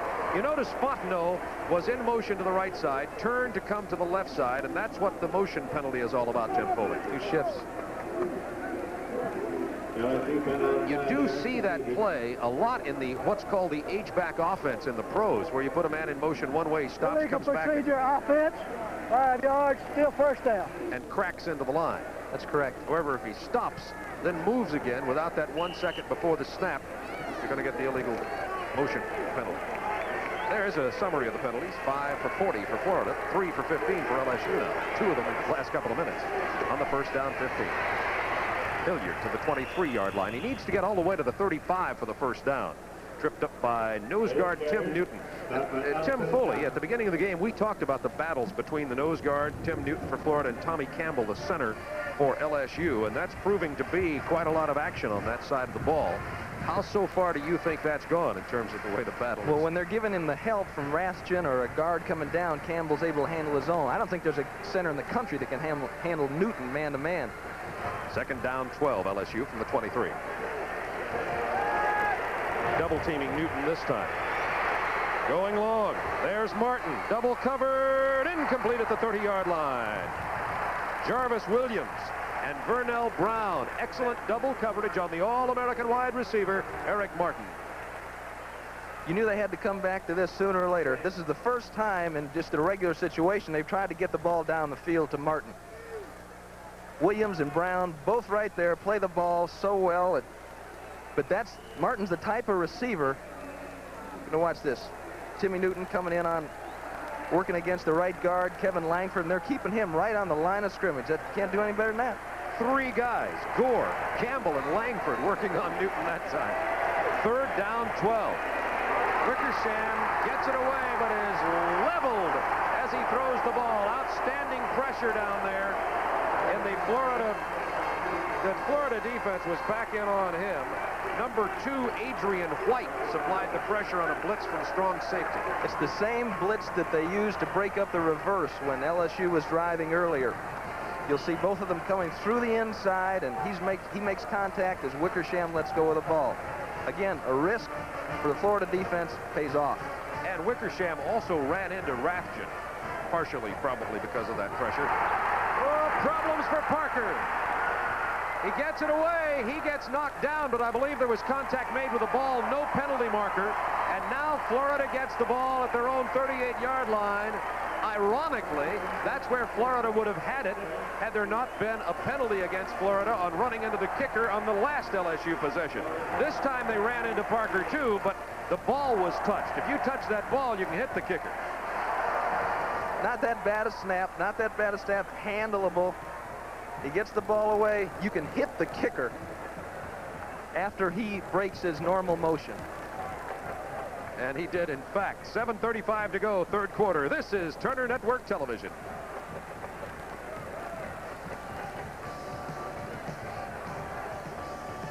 Good job. You can tell we're back in Florida. Sea breezes blowing here at inland Gainesville. Brisk thunderstorm-like looking day. However, it's partly cloudy, very pleasant temperatures. It is 14-10, Florida leading. LSU, 7:35 to go in the third quarter. Ray McDonald just came into the game for Gary Roll. Ray is the guy that can fly. He's number 9, split wide to the left for the Gators. Bell to McDonald. Out of bounds at the 31-yard line. About 3 yards short of a first down. James Pearson, a freshman, playing that corner over there where Norman Jefferson had been playing for LSU. They have James Pearson, who's in there right now for Jefferson. Jefferson's been having his problems at that cornerback. That was a check off by Kerwin Bell. Both backs stayed in the block. Just a little quick hitch. Get the ball to the wide receiver, see if he can break a tackle and go. On a 2nd down 3. Little bit of running room for Neil Anderson. He gets the first down to about the 27-yard line of LSU. This is a very important possession for both Florida and LSU. Florida indefinite. They've got to come away here. They're looking at it, I'm sure, offensively with some kind of points. Obviously, they always want the touchdown. But if you get the ball and start at your own 38-yard line, you've got to come up with at least 3. Bill Arnsparger reviewing his notes.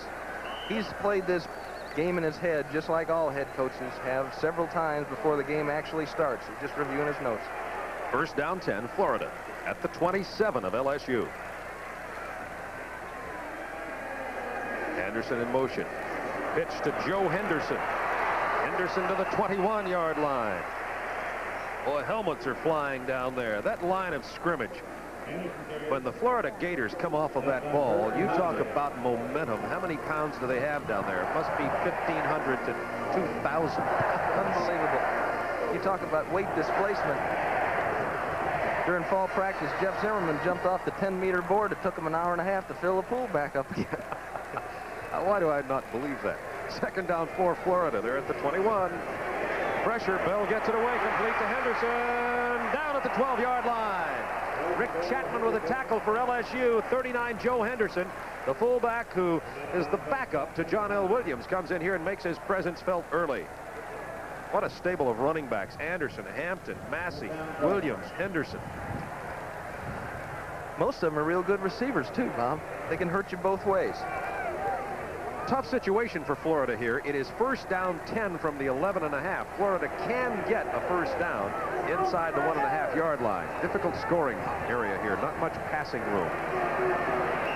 Little confusion. They call timeout. Kerwin Bell, the youngster who's, I think, played an excellent game. Matter of fact, I thought he held himself up very well in the middle of that game against Miami last week. A little bit of a rough start and a little bit of a tough time in the 2-minute drill toward the end, even though he threw that touchdown pass for 41 seconds. And here he's played with poise. We'll be back in a moment. Gators leading 14-10.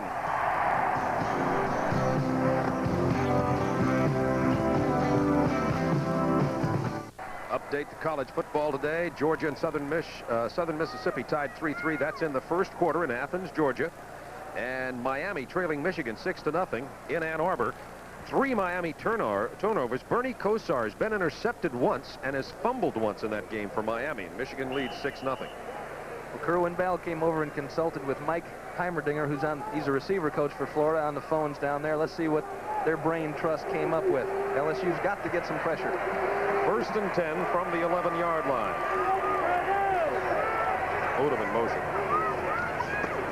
Here's Neil Anderson spinning, stopped at the line of scrimmage. Good pursuit by the LSU defensive front. Clarence Osborne, number 95, leading the way from the left side. That'll be 2nd down 10 from virtually the same spot. That time LSU blitzed, and they've got immediate upfield penetration, which turned that play back into pursuit. That play has been able to develop too long, and they've been able to find some openings along the line of scrimmage. The teal splits wide to the right side, roll to the left side. Tight end is lined up on the left side also. Play fake, Bell. It's picked off by number 4, Jeffrey Dale, intercepted in the end zone by LSU. Bell rolled right and threw into coverage. Interception, Bengal Tigers. The score remains 14-10. The ball will come out to the 20-yard line. This is the same pass. They've worked effectively 3 times already today, but you have to deliver this ball early. It's either the back in the flat now or the split end now. He waits too long. The man that eventually makes the interception is the strong safety who came all the way from the other side. You got to get rid of this ball in a hurry. You either have it now or you don't. The longer you hold it, the more chance of an interception you face. That was Dale's 6th career interception. Wickersham comes out throwing complete to Fontenot out to the 28-yard line.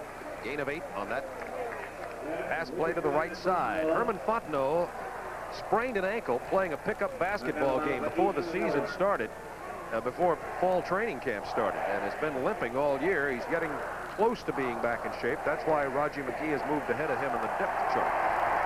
Well, you made a significant point earlier, Bob. They got no points out of that possession on their own 38-yard line. Here is Gary James. Picks his way nicely across the 34 to the 35-yard line.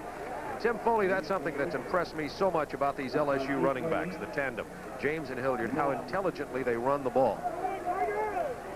They do an excellent job of reading blocks and execution of the blocking pattern. That play was designed to go inside, and James took it in there. So many running backs lose their blockers.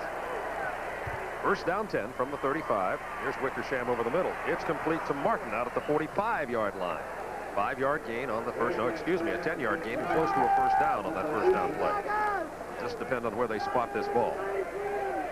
Eric Martin, by the way, has just become LSU's all-time leader in receiving yardage with 2,002 yards, passing the record that was held by former Tiger Andy Hamilton. 2,002 career yards by that All-American, Eric Martin. He'll rewrite all the receiving record books before this season's over, barring injury. Not much on that first down play. Maybe a half a yard. LSU, though, dodged a bullet as Hilliard was the ball carrier there. LSU dodged a bullet when they gave the ball up to Florida on the Florida 38-yard line. One of the Florida players is down. It's 45 Leon Pennington as they check him over there. Joe Kynes had mentioned that Pennington had trouble with his knee from the very first practice of the fall. He twisted his knee, and he was just coming back now to playing form. And I'm sure it's disconcerting to Joe to see him, as it is to Leon, see his knee re-injured.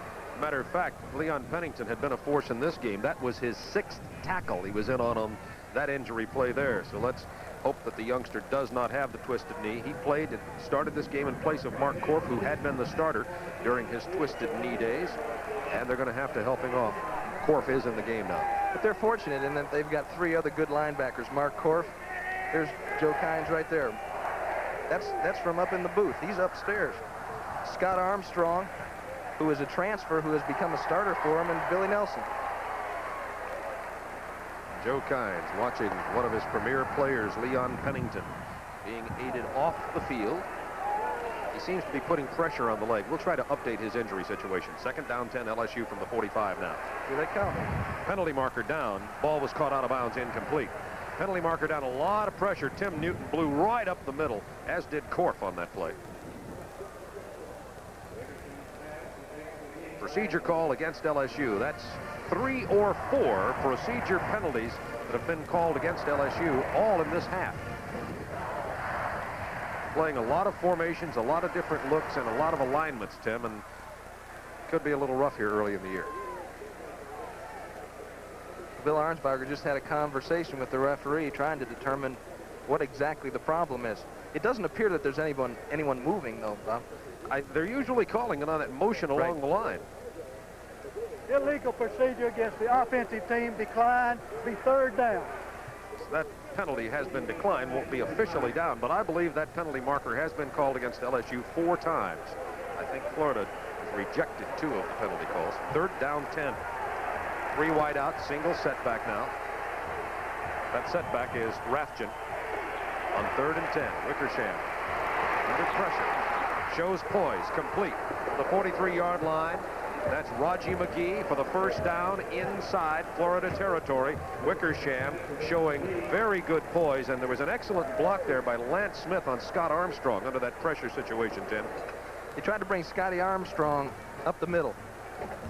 He just wasn't able to get there. Tommy Newhart almost had a hold of Wickersham, but cold blood in his veins. Just stood right in there and rocketed down the field. Florida leads 14-10, 4:17 to go, third quarter. LSU on the drive. Pressure this time. This is Alonzo Johnson, number 93. He came in untouched from the left side, his 7th tackle of the day. The ball is snapped on the first sound, and because of that, he wasn't able to get out of what he had on. Alonzo Johnson comes free. If you shift a lot, every once in a while, you've got to get the ball off early. If you do it, sometimes you catch the defense sleeping. That time, Alonzo Johnson was wide awake. 10-yard loss, second down 20. Quick snap again. More pressure. Wickersham rolling into the pocket, has a man open. Nice catch by Eric Martin at the 28-yard line. Once again, that's an all-American kind of move. He had to change directions, lay his body out there, and he caught it for the first down. Slow getting up is Eric Martin. Oh boy, was Tim Newton really pressuring Jeff Wickersham. There's a penalty in the LSU backfield as they check the status, the injury status down there of Eric Martin. There is also a penalty marker on the field. Get a shot of the Florida secondary. You see the linebackers dropping, looking to the outside, trying to pick up that crossing receiver. It looks like Armstrong is in good shape, but Martin just kept coming across as Wickersham bought time by calling a play that rolled the pocket out to the left, gave him additional time, and they need Eric Martin in the football game. He's a big source of their power. Jimmy Bowman's in there right now. Pass interference against Florida declined. Pass interference was a call against Florida. Since it was a first down reception, it was declined. 29-yard line is the line of scrimmage for the ball now. By the way, Wickersham just moved to the 3rd place in the Tiger passing record books with 2,795 career yards. When you talk Tiger quarterbacks, you talk some great ones. First down 10. Quick toss, incomplete. Well, that was an almost. It was intended for Jimmy Bowman, the man who would come in there in place of Eric Martin. Jarvis Williams covering very well in the play. Again, Wickersham checks off on the line of scrimmage. This is a blitz checkoff. 4 or 5 steps, break down to the inside. Tries to get him the ball. Very catchable. Jimmy Bowman's got good hands, too. That's unusual to see from him. It will be second down 10. LSU at the 25-yard line. Excuse me, at the 29-yard line. Quick toss to the right side. This is to number 80, Raji McGee, who gets it to the 24. Gain of 5. Adrian White with a tackle. 14-10, Florida leading LSU. 3 minutes remaining, third quarter. Bob Neal and Tim Foley with you from Gainesville, Florida. Florida defense trying to break Wickersham's continuity a little bit. They're putting on more pressure. They don't want him to have time to just drop back, 5-step drop, and throw it down the field where he wants to throw it. Hope you're enjoying our Southeastern Conference coverage, our premier telecast of 1984. Next week, Alabama at Georgia Tech. Wickersham on 3rd and 5. All day to throw. And it's picked off down the sideline by Ricky Eason, number 8. Wickersham had a lot of time, did not see cornerback Eason coming up, and both teams have dodged bullets. This is like a heavyweight fight here in Gainesville. Both teams throwing knockout blows and both teams parrying the blow. Good job by Ricky Eason. Eastman is the veteran of that Florida secondary. He jammed the split end, was holding in the flat, reading to the inside like an experienced cornerback should, and he picked up the ball, thrown all the way across the field to Mitch Andrews. That long drive by LSU proves to no avail. 14-10, the score remains. 2:32 to go, third quarter. Gator football. Opening conference game for these two teams. First game of the year for LSU. Florida lost last week to Miami, as I'm sure everyone in America knows. Bell pitches to Lorenzo Hampton. Nice job of blocking on the right side, and Hampton gets it out to the 28-yard line. Greg Dubrock, the strong side linebacker, with the tackle for LSU. Dubrock and Freddie Lewis have been switching off at that strong side linebacker position. Lorenzo Hampton, 64-yarder last week, untouched. He's got some great help from wide receivers. Gary Roll and Ricky Natile both do a good job of blocking downfield for him.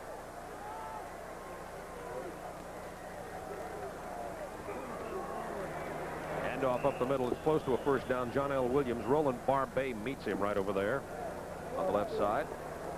I'd like to say that once again our crack booth crew is back with us in 1984. Kim Anderson spotting, David Carroll in the stats. And in our deep in the confines of Florida field here is Paula Edge, who is new with our crew this year on our font and graphic information coordination, and it's her birthday. Happy birthday to Paula. It's Bill Arnsparger with Jesse Daigle on the sideline. 3rd down 1. Hampton caught behind the line. What a great individual job to get the first down by Lorenzo Hampton. Nothing happening over there on the right side. He cut against the grain. Just barely got the first down. First down, Florida. This kind of agility bought him a first down. This is kind of on his own. You see Kerr out in front. Zimmerman opening up a hole. Somebody comes from the weak side, misses. There's Sean Burke, can't grab a piece, and he slides forward for a first down. First down 10, Florida, from the 32.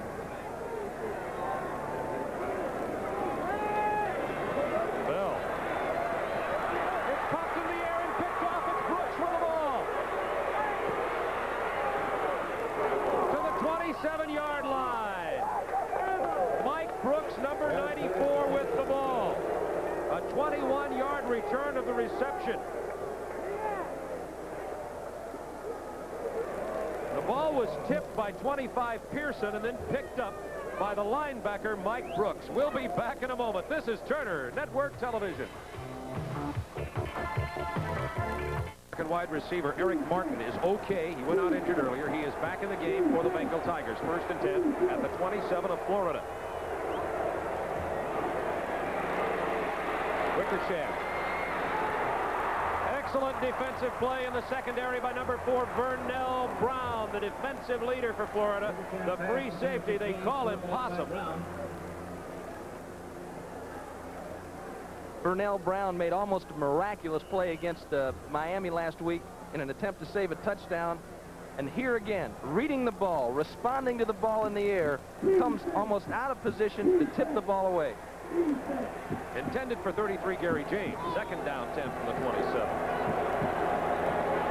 Wickersham. A lot of time. It's picked off, but it will not count.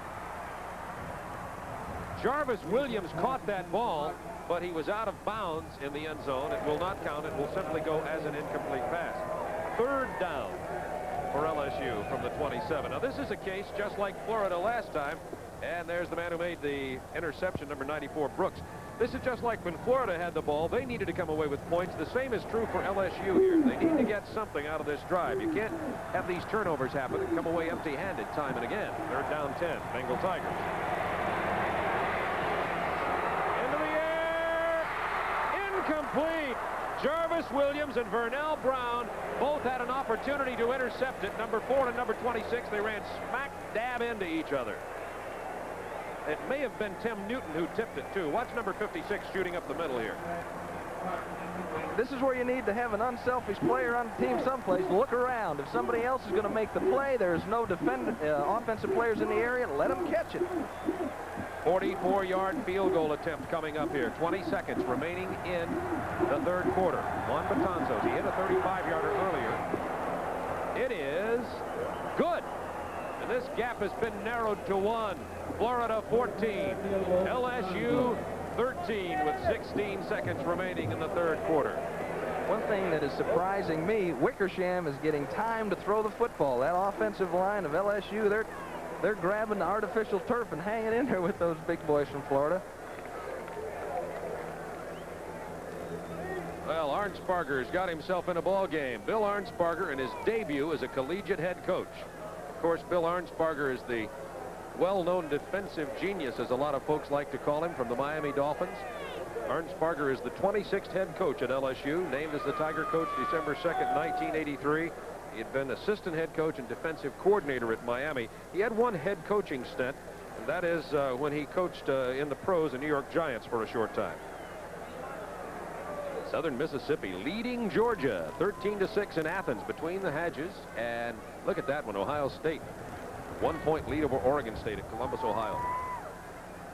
Arnsparger's been around some good people, too. He played for Woody Hayes, Sid Gilliam, and he's played, he worked for Don Shuley, he worked for Blanton Collier. He's been around good people all his life, and he just, I'm sure, has absorbed a lot of good information. But then again, he's a creative individual himself. Matt DeFrank with the kickoff, coming down to Hampton at the 1. Behind the wedge, Lorenzo Hampton to the 22 to 23-yard line goes Lorenzo Hampton. 11 seconds remaining in the third quarter. Gators lead 14-13.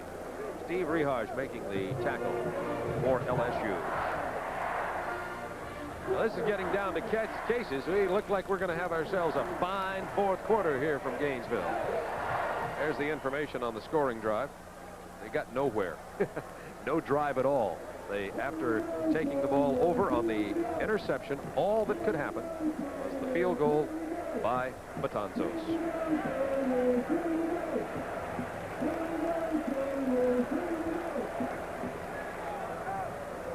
Frankie Neal in motion. Pitch to Neil Anderson. Anderson to the 25. No more. 5 yards off the right side.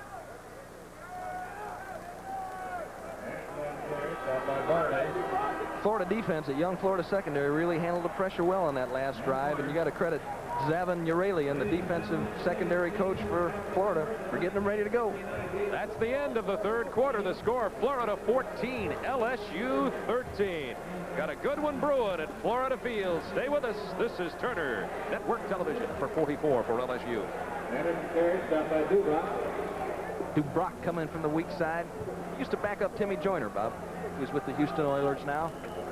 He's one of the leaders on that defense. He's a steady, consistent player. Speaking of college players in the pros, the secondary left Florida last year. Every one of them went to somebody's pro football camp. That's talent there. This will be 3rd down 5. Conversion play. Bell with some time. Now Barbay pressuring. Almost picked off. Ball's incomplete. Pass was intended for Ray McDonald. Prior to the time it got to McDonald's, it was almost knocked down. We have Ray McDonald here. Made a lot of progress in the last couple of years. He had some consistency problems in terms of catching the football, but they said he's improved a lot. Now I know he wishes he could have caught that one right there. Pressure on Bell was applied by Roland Barbay. Got him out of the pocket. Criswell to punt. He's had a 50-yarder and a 51-yarder. He gets this one up very nicely. Jefferson signals a fair catch at the 36. Check that. Jeffrey Dale signals the fair catch. Jeffrey Dale and Jefferson alternate as punt receivers, and there's Criswell. Got a 37-yarder off that time. Not as good as he would like to have had. 14-13 remaining in this football game. And a 1-point game it is. The Gators 14, LSU 13. The teams came out marching downfield as though we were going to see ourselves a 47-46 football game. Then the defensive teams got into play, as did some penalties and mistakes. We'll talk about that in a second. On the 1st down 10 from the 37-yard line. Here's Gary James. Very rough yardage for only about 1 yard. Leon Pennington, who was shaken up earlier, by the way, from Florida. The good news is that youngster is back in the ball game at linebacker, number 45. Florida coaches on defense really didn't know what to expect from LSU. Ed Zombrecker was offensive coordinator at Wake Forest. Bill has been with the Dolphins, and they weren't sure what to expect. Now they've made some adjustments. They're playing well. 2nd down 9. Wickersham. Incomplete. Threw it a little too hard. Intended for Martin out at the 46-yard line. Jeff Wickersham has thrown the ball 35 times in this game today. Completed the pass 23 times for 188 yards, 2 interceptions, 1 touchdown. By the way, Wickersham, interception prone he is not. Only 17 all of last year while throwing for over 2,500 yards. One of the things that Florida defensive secondary is doing well now is they're covering zones, but they're locating the people in the zones and getting right in their hip pocket. On a 3rd and 9, 2 receivers left, 1 to the right side. Single setback is Rathjen. He's in there to protect Wickersham. Short drop, complete to Martin. 1st down. Martin goes to the 47-yard line of Florida. LSU trailing on the drive. Once again, an automatic from Jeff Wickersham. He sees Eric Martin one-on-one out there. He's going to try to get him the football. The easiest, fastest way he can. Little slant in. Martin hangs on. Eason makes a nice tackle and gets some help from Brown. What a nice catch. He caught that on the rear part of his left hip and held on to it. LSU cheerleaders looking on as the Bengal Tigers drive. 1st down. They hand off to Dalton Hilliard. Look at that scat back, like a water bug to the 35-yard line. Dalton Hilliard. That was a case of almost for the Florida defense. A 12-yard gain by Hilliard. They almost had him several times.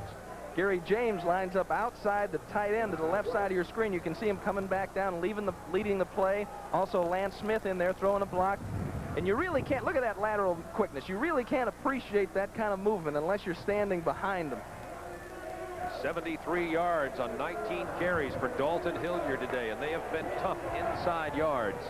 First down 10 LSU. Florida 14, Bengal Tigers 13. 13 minutes remaining in this game. Wickersham pumps, releases, incomplete. Wanted to go over there to Martin, but he was covered very well by Ricky Eason. It's a poker game. The Florida defensive secondary, Adrian White specifically, had given Wickersham the look of a safety blitz. Wickersham checked off. Adrian White came back out. There was coverage. Wickersham went to what he thought would have been there. It wasn't there. Second down 10 LSU at the 35 of Florida. 37 passes thrown so far by Jeff Wickersham in this ballgame. Pitches to Hilliard. Needs a block. Doesn't get it. And he's tripped up right at the 31-yard line.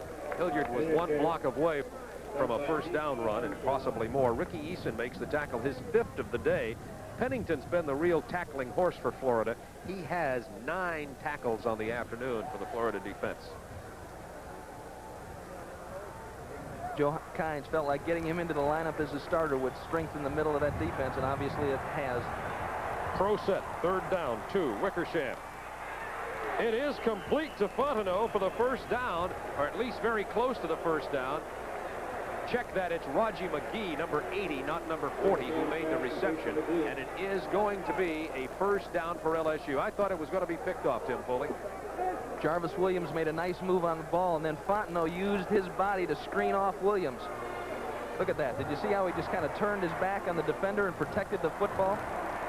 Raji McGee. Now they say it was not a first down. It is 4th down and inches. The ball appears to be in first down territory. They did not mark it as such. So double tight ends. LSU goes for it on 4th down. Gary James gets the first down. It's funny, on the far side of the field, that 4th down, the first down marker is on the 25. The ball was on the 25. They marked it short. Nevertheless, LSU's Arnsparger, for the 3rd time in this game, goes for a first down on 4th down and has been successful on all 3 attempts. He wants to maintain possession of the football, and he wants 6. 11:30 to go in the game. Gators 14, LSU 13. Out of the pro set, play fake, Wickersham. Got it. Wide open, touchdown, Gary James. Overtime pass to Casey James for the score. The 4,500 Bengal Tiger fans in the corner of the end zone are celebrating. The rest of the 72,000 here aren't so happy. Fake the draw to Hilliard. 2 deep zone. The safeties are running toward the corners with the wide receivers. James beats a linebacker straight up the field. Nice throw in. Got a talented spin there. Nice move by Gary James. That may have been the nicest move on the ball all afternoon, is the little celebration in the end zone. So, for the first time in this game, the LSU Bengal Tigers have the lead, 19-14. Now here's a decision that Arnsparger hasn't had to make for 19 years, whether to go for 1 or 2. Gator fans will do a special treat this year for the 3rd round of South Philly. We're going to watch Tommy Campbell against Timmy Newton. See, Kevin Langford comes down and helps. They don't want to leave Campbell alone on him. They hold Newton out. Wickersham has time to throw the ball and delivers it on the money. There's Arnsparger now trying to decide. The score is now 19-14. Obviously, if they go for the point after kick, it would be 20-14, giving the Gators a chance to come back with a point after to win 21-20. They make it 21 with the 2-point play here. The best, they'd have to go for 2 in order to win, so it could put the pressure on the Gator side. Arnsparger is going to go for 2. They had to put that rule in professional football, too. It makes the game a lot more exciting. You have a little bit more strategy for the coaches. Gives them another thing to worry about. Martin McGee split wide to the right side. Going for 2 points on the conversion. Wickersham hits McGee, gets the two-point conversion. LSU 21, Gators 14. McGee stretched his 6-foot 2-inch frame about 6'3" away to get the touchdown. Eason covering, number 8. Eastman plays it correctly, plays it perfect. Jeff Wickersham, number 5, 26 of 31 for 231 yards, 2 touchdowns, 2 interceptions. LSU leads in the game 21-14. There are your deep receivers for the Florida Gators. The deep man in the middle is Lorenzo Hampton. Roger Sibbald is on his right, and Joe Henderson on his left. The wings on the 5-yard line. 11:24 here. This Florida team's got plenty of time and plenty of scoring punch to come back. Squib kick. It's covered down there by Duncan Parr on the tight end, who gets leveled just as the whistle was blown. I think they say that he was leveled before the whistle was blown. No penalty marker. Arnold is paid for picking that ball up. I think one of his own people hit him. This is the thing you always have to worry about when you're around a defensive. When the whistle's blown dead, you have all those maniacs coming in and taking a crack at you. Whoa. That's why they call this, as Norm Van Brocklin used to say, basketball is a contact sport, football is a collision sport. First down 10 from the 25. Nice move by John L. Williams. He gets only a yard or 2, but he avoided a loss on the play by a good move in the backfield. Mike Brooks, number 94, with the tackle for LSU. Now it'll be second down long now. There's the scoring drive. 63 yards, 9 plays. Wickersham threw it 24 yards to James for the touchdown, and then that Wickersham pass over there to McKee on the right side for the 2-point conversion. Gator fans trying to cheer their offensive unit onto some points here. Kerwin Bell on an option rolls right, keeps it out across the 30 to the 31-yard line. Chapman with a tackle. Now that's the first time I've seen the option from Florida this year. I know in talking to Bill Trout, the University of Miami defensive coordinator, he expected to see that last week, didn't show it. And I imagine they're just trying to let LSU know that they have it, so when they get down close to the goal line, it gives them something else to worry about. Interesting what Bill Arnsparger told us about having to prepare for that. Right, he said in professional football, you didn't really have to be too concerned about the quarterback running with the football. That was an adjustment he had to make. Double tight ends for the Gators. Third down 4 from 31. Neil Anderson close to the first down. His second effort may have gotten it. Let's see where they mark the position. 6th tackle of the day for Sean Burks, number 57 for LSU. And look at this offensive line for Florida. Bromley, Zimmerman, Kerr down to the bottom. It's an unbalanced line. They brought Lomas Brown over, put him on the other side of the line. Almost got to the cutback lane. They spotted the ball right on the 35-yard line. They're bringing the sticks in from the far side of the field. It's either going to be 4th down in an inch or 2 or 1st down for the Gators. You'll see it as we do. That's the first time I've noticed an unbalanced line, Bob. I know they had it in their game plan, but up until this point, they didn't really need to use it. They were being fairly effective with what they had. There's Kerwin Bell, the freshman quarterback. Was 15 going into this season. Injuries, dropouts, academics, one thing or another have led this man to the spotlight. 12 of 21 for 158 yards, 2 interceptions, 1 TD on the afternoon. Quick opener, handoff to the front man. It's Joe Henderson, number 39. He drives out to the 40-yard line. This is one of the things that Florida does so well, and that's run the ball with power. And they even have a more powerful formation. They're stacking both of those tackles together to the short side of the field, which is concentrating LSU's defense back into the sideline. They better have a good coverage man on the top side. Second down 5 from the 40 for the Gators. 9:21 to go in the game. It's 21 LSU, 14 Florida. Handoff Hampton. Hampton driving to the 44-yard line and stopped short there. They're going to say his forward progress is short of the 44 at about the 43-yard line. So it'll be 3rd down, short yardage. Dubrock, number 44, with the tackle for LSU. Here's one we taught you over here. Announcers use the term, but it's a critical 3rd down conversion. This is where the whole ball game gets down to the line, time and time again. Especially on this one here, but you're only at the 45-yard line. Don't take any chances that you're going to pay for with 6 points. Hampton gets some blocking.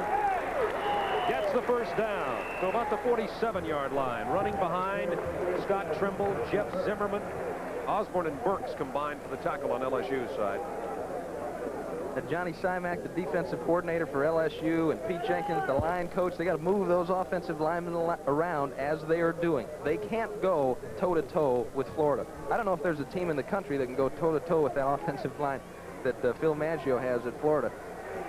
3 minutes consumed on this drive. Florida started possession with 11:30 to go in the game. Now 8:23. 1st and 10 at the 47 of the Gators. Bell pitches to Hampton. Runs right side again. Slashes his way to the 45-yard line of LSU. 2 yards shy of the first down. Tony Caston, the sophomore from Monroe, Louisiana, making the stop for LSU. The Gators now just driving, eating up the clock. What they'd love to do is get down there with virtually no time left, score, go for 2, and win 22-21. That's probably part of their game plan. I'd imagine that they'd take that as an alternative. 7:51 left. Well, we appreciate the drama. As far as our telecast is concerned, that's for sure. 2nd down 2, Florida in LSU territory. This time it's Joe Henderson. He gets the first down to the 41-yard line. Big fullback Joe Henderson, 215 pounds, 6 feet tall, pro-type size fullback. Tackle made by number 96, Henry Thomas. And speaking of Henry Thomas, Tim Foley, Henry Thomas, 96, is the nose guard for LSU. We've talked about that matchup on the other side, Newton of Florida versus Campbell of LSU.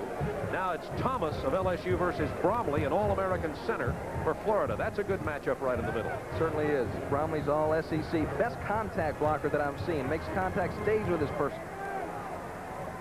Anderson in motion on the first down. Quick opener. Goes to John L. Williams to the 39-yard line of LSU. Tony Caston making the tackle again. Tried to sneak in that quick pop, straight ahead dive back to the weak side. Off that same formation and motion, they've been running the toss. They were hoping Bromley could cut off Thomas before he get back there and make the play. Officials have called a clock stoppage momentarily. There is a player down for LSU. And speaking of Thomas, the nose guard we were talking about, he is shaken up on that play, a sophomore from Houston. Looks to be okay. They're going to take him off to the far side, though. We'll be back in a moment and check on his condition. LSU 21, Gators 14. Here's a look at it, Tim, on the injury play there to 96, Thomas. You see Bromley staying after him, made contact, staying after him low, and Zimmerman dumped him over the top, and he twisted his ankle or his knee. There he is, sitting in the background there, number 96, Henry Thomas. A real find in spring practice. Has really come on strong. 2nd down 7, Florida. 7 minutes to go in this game. Neil Anderson gets it to the 35-yard line, bringing up that 3rd down conversion again. One of the things that's happening here, Bob, is they're running most of the tosses into the sideline. They're trying to draw LSU's coverage into the sideline, leaving a receiver man-to-man on the wide side of the field.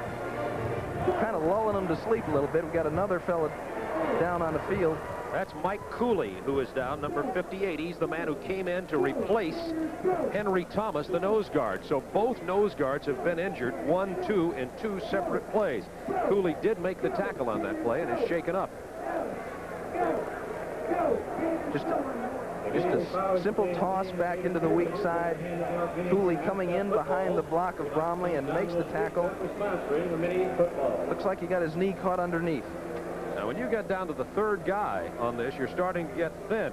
They do have a man who plays a lot of different ways there, George Enriquez, who plays linebacker some, number 91, who can play middle guard, so I would suppose he'll be back in the game here. Either that or Roland Barbet was a nose guard last year, so they may take Clarence Osborne, move him to the other end, and put Barbet at nose. That's what they've done, Tim. I just saw the switch made. Good call from Coach Foley once again.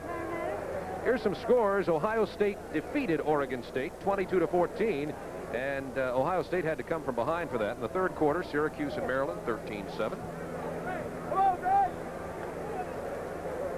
Joe Avezzano went to high school with Jerry Sullivan, who's a receivers coach for LSU, and their coach was Joe Brodsky, who's a coach at the University of Miami, and in that same high school at the same time was Lee Corso, back up in the Midwest coaching. At Northern Illinois University, as a matter of fact.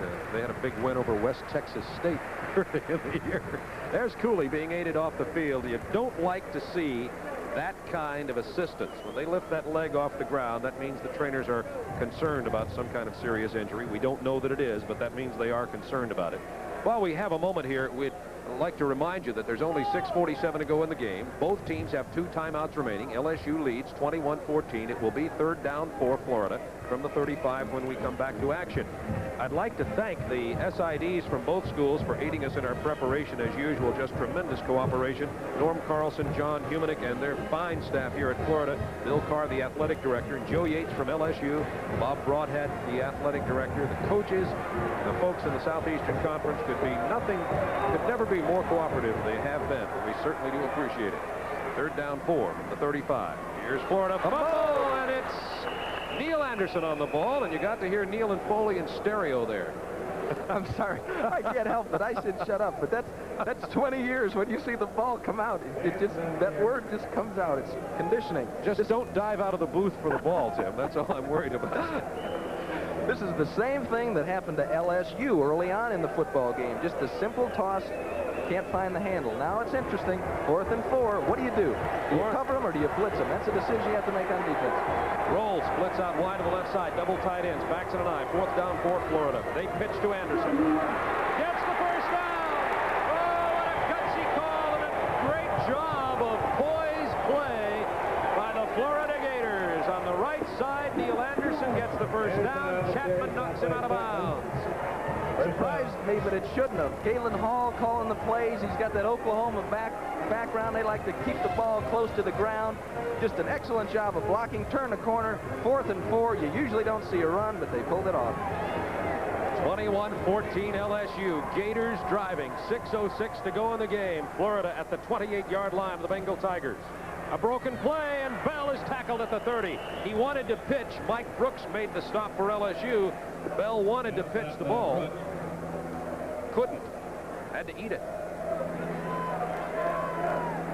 He maintains his composure. Sometimes you say, oh, Lorenzo Hampton just went the wrong way a little bit. Sometimes you see a quarterback inadvertently just go ahead and turn around and toss it.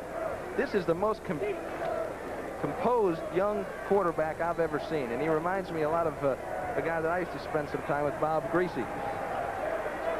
2nd down 12 Florida from the 30 now. Roll in motion to the top side. As a man open, it's the 15-yard line to Ricky Nattiel. First down Gators. Gedry with the tackle. 5:20 to go in the game. LSU leading by 7, 21-14. The Gator drive stays alive. Ricky Nattiel holds the freshman receiving records for the Florida Gators. The time he spent with Wayne.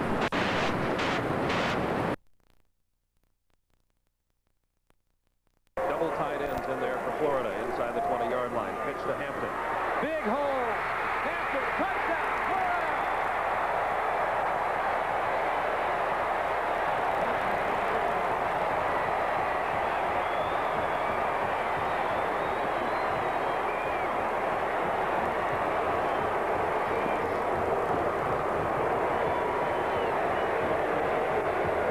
Nothing fancy, Bob. They've been close to it all day long.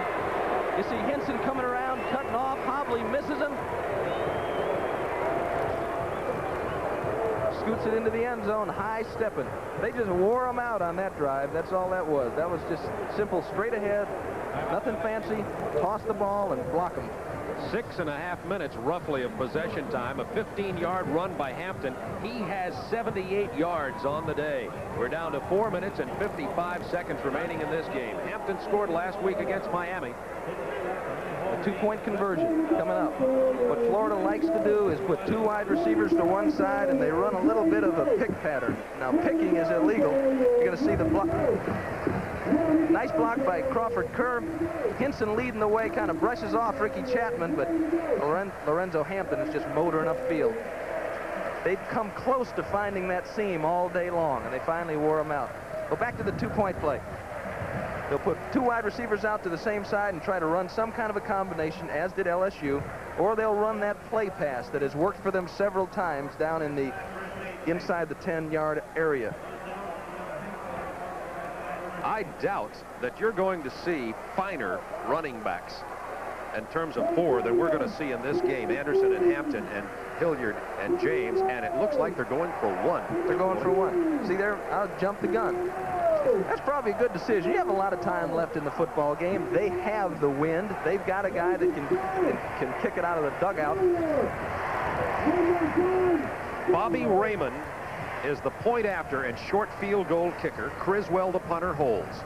It'll be a 20-yard from that hash mark for the point after. It is good. And it is now 21-21. Gators and LSU with a lot of football left. 4:55. Both teams have used one timeout in the second half, meaning that both teams have 2 timeouts remaining. We're going to have a great finish here at Florida Field in Gainesville. You stay with us for Southeastern Conference football. This is Turner Network Television.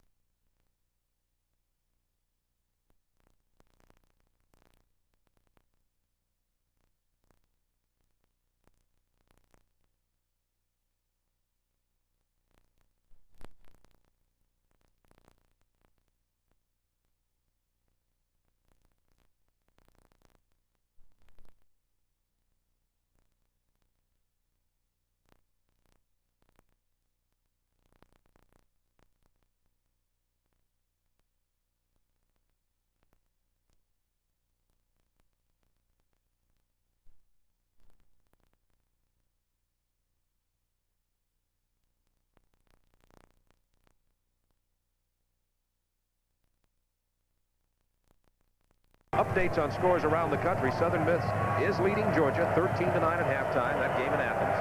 And Mississippi leading Memphis State 12-0. That's Ole Miss. Now the ball went out of the end zone on the fly. That means there will be a penalty, and the ball will come out to the 30-yard line. So you see, when you kick that ball out of the end zone this year, it hurts you badly. They give you an extra 10 yards on offense. So LSU is going to have good field position with 4 minutes and 55 seconds. No time elapsed since the ball went out of the end zone. Bill Arnsparger's defense played pretty well on that drive. Played pretty well. They played solid. They needed to come up with a big play somewhere along there, and they didn't. He's on the sideline conferring with Mike Archer, who's sending in the defenses. When you run it as much as Florida did, it's tough to have the big play. Only one pass on that Florida drive. That was Alonzo Johnson who jumped over there, and it looked as though he touched the shoulder pad of the offensive lineman for LSU, John Harrell. If that's the case, they'll call encroachment. If he didn't touch him, he can get back. I think they're saying he did not touch him. They wave off the penalty mark. You know, regardless of whether either team comes out with a victory or this game ends in a tie, Charlie Pell made the proper decision. The thing to do with 5 minutes left in a football game is to tie up the game. There's no sense in putting yourself in a hole for no reason at all. That's right. LSU doesn't want to just sit on it now. They might try to do that had they had a 1-point lead following a missed 2-point conversion. Hilliard. Nowhere. Hauled down by 59. Mark Korf. Korf struggled against Miami. Lost his starting position. He came into this ball game, has made a couple of key pressure plays, and that time a tackle for a loss in the backfield of Dalton Hilliard. Try to get it to Hilliard, see if he can find a lane back inside, and you see Korf filling. He just found the open area before Hilliard did, filled it. Good pressure coming up from the outside by Pat Miller, turned the play back to Korf.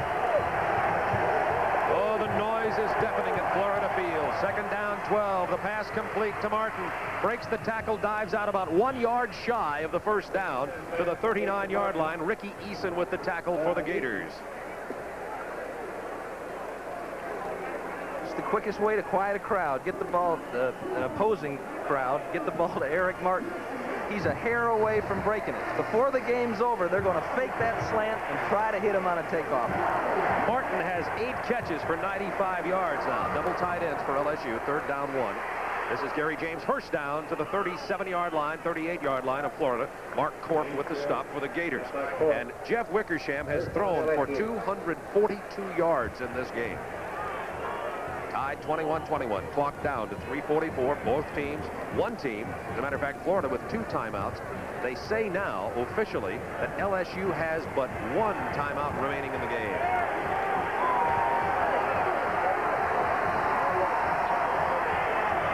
Wickersham pumps, goes to the sideline, completes it to Gary James. James inside Florida territory to the 45-yard line of the Gators. LSU driving. What they wanted there, Bob. Wickersham pumped Martin. He broke up the field. Credit Ricky Eastman with an excellent job of coverage on Eric Martin. He didn't bite on the short pass, covered him deep. Wickersham had to dump it. First down 10. LSU from the 45, the Florida Gators. 72,000 looking on. 4,500 of them from Baton Rouge. 34, not much on that one. It was Dalton Hilliard.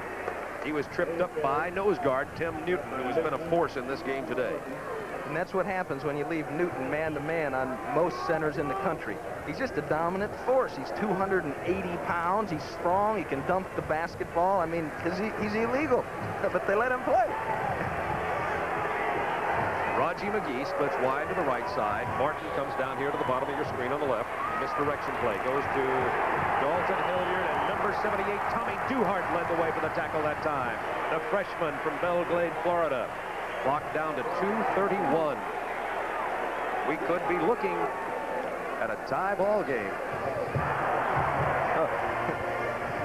We are looking at one currently. There's Bill Arnsparger, who's also looking at the tie ball game. Bill Arnsparger's thinking down the road. He's talking to Archer. He's letting Pete Mangurian and Ed Zombrecker run the offense. He's thinking about when LSU is on defense. Third down 8 from the 43. Scrambling Wickersham, going to run with it. Takes a lick, knocked out of bounds at the 39-yard line. On the third down 8, the defense of Florida holds. Mark Korf, who has really risen to the occasion on this drive, made the stop again, and now LSU has a decision to make here. 1:59 remaining in the game. Looks as though LSU may be deciding to stay with it and go for it on fourth down. Looks that way. Raston's in the football game. He's their best blocker, also an adequate receiver. Mitch Andrews back in the football game. They're going for it. The Gator fans cheering their team to a defensive play. Wickersham, first down to Martin, breaks the tackle. Martin to the 23.5-yard line of Florida. Korf with the tackle, but Eric Martin with his 9th catch of the day, putting on an All-American performance for the Bengal Tigers. Now, something that you're not going to see is Rathjen did a nice job of standing up Alonzo Johnson, giving Wickersham time to unload the ball. Ricky Eastman's there to make the hit. Got to wrap up Eric Martin. And Mark Korf is down on the far sideline at the 25-yard line. He's the linebacker being attended to by the University of Florida trainers. Clock down to 1:51. It will be first down 10 LSU. It's tied 21-21. LSU's field goal kicker, Juan Betanzos, was very consistent and very accurate last year, but as Bill Arnsparger told us, Tim, yesterday in our meeting, he had been very inconsistent in the fall as far as kicking field goals. He has 2 today, however. Yeah, kickers like to do that just before the game, just so the coach can't relax. Miss about 5. Well, that's what happened yesterday. Well, Charlie Pell wondering what to do defensively. They're checking on the condition of linebacker Mark Korf. Looks to be okay. We'll report on his condition when we return. A tie game at 21. This is Turner Network Television.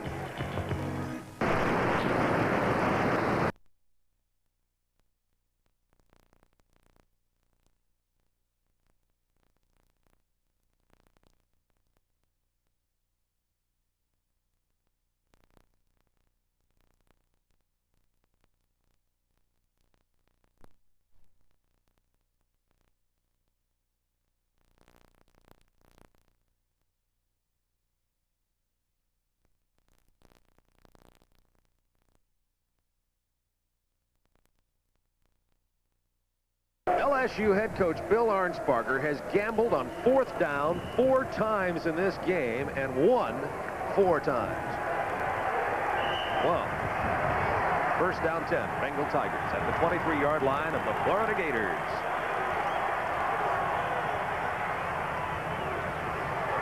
A delay by Hilliard. He falls on his own fumble at the 25.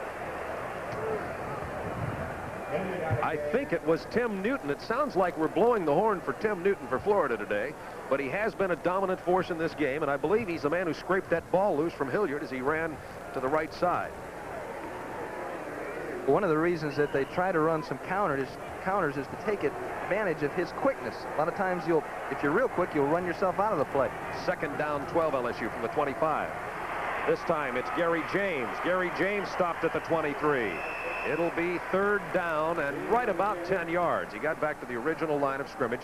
Mark Korf, who had been shaken up for LSU, came over to the near sideline. He's back in the game and is okay. Korf is back in there, and Florida elects to use one of their 2 remaining timeouts. Gives me a moment to remind you that this telecast is authorized under broadcasting rights granted by the Southeastern Conference and is intended solely for the entertainment of our audience. Any publication, reproduction, rebroadcast, or retransmission of the pictures, descriptions, or accounts of this game in whole or in part without the express written consent of the Southeastern Conference and Turner Broadcasting is prohibited. You do that so well. Thank you. It's my favorite part of the game. That's for sure. Jesse Daigle in the yellow shirt there. There's Ed Zombrecker, a coach at Arizona, then went to Purdue University for several years, then joined John Makovic down at Wake Forest. Makovic's now the head coach of the Kansas City Chiefs. He called Bob Matheson on the phone, who he knew was close to Bill Arnsparger, and asked to get an interview with Bill. Bill liked what he found and talking to him and hired him. Now he's running that offense. We talked to Wickersham before the game, Tim, and asked him how LSU plans to attack this Florida defensive team, which might be an interesting point right here. Well, we're going to try to do basically, I guess, same things Miami did. You hit the deep sideline routes, things like that, where we can conserve time and yet go down the field. The deep sideline routes. Let's see if that comes in here from the 23-yard line. Third down, LSU. They're coming, Bob. And they get him, number 2, coming from strong safety. Adrian White, second time today he applied pressure. First time he sacked the quarterback. What a play by the Gator defense. 48 seconds remaining in this game. Florida did an excellent job of disguise. Wickersham's smart enough. They showed that blitz early. He'd have checked off. Adrian White waited. He hit it on the ball, came right through and pulled down Wickersham before the receiver had a chance to get into his final break. There is Juan Carlos Betanzos, a place kicker from Mexico City. He is going to attempt a 46-yard field goal. He has 2 field goals previously today, even though he's been inconsistent in the fall training camp. There have been 2 field goals for Betanzos earlier today, one of them a 35-yarder. Something to consider here, Bob. Florida's so big up front. As a kicker, you have to feel like you got to get it up in a hurry. If he does, he's going to be knocking it into a stiff wind. So we'll see what happens. Betanzo had a 35-yarder and a 43-yarder. This one's for 46. 45 seconds to go in the game. It's down to this.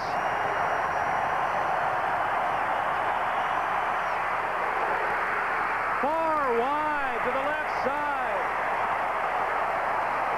Arnsparger's picture says it all.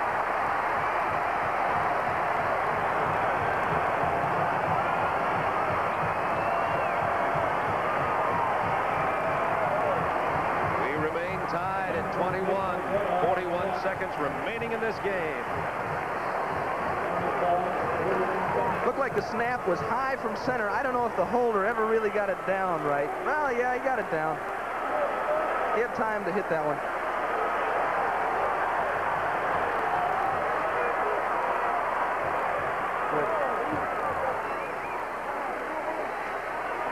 On a first down, 10 from the 29. Bell. Down at the 39, very close to a first down.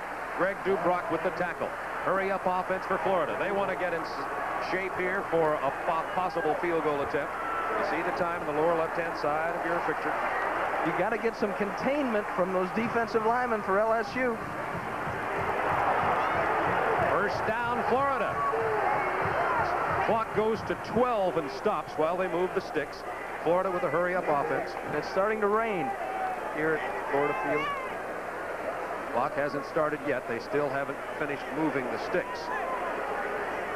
If you're a defensive back in this situation, get depth. Every one of the receivers should be covered so you can get a jam and prohibit their progress downfield, inhibit their progress downfield. Clock running, 7, 6, 5. It stops at 5 seconds. There are 5 seconds remaining in this game, tied at 21.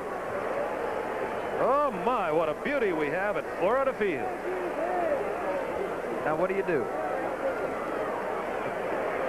How far was that youngster kicking from yesterday, Bob? The furthest, I think, was about 60 yards. He can kick from 60.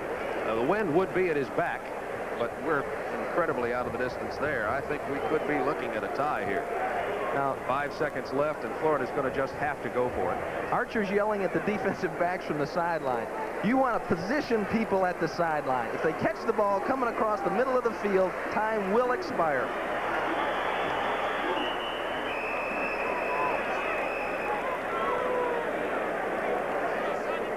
Five seconds remaining, and the officials are going to penalize Florida for 5 yards. They move it back to the 36-yard line. It's really not a significant penalty at this point. It's a delay of game call against the Gators. It doesn't really matter much. They weren't in any kind of field goal range anyway, and it all matters whether they get it down to the end zone.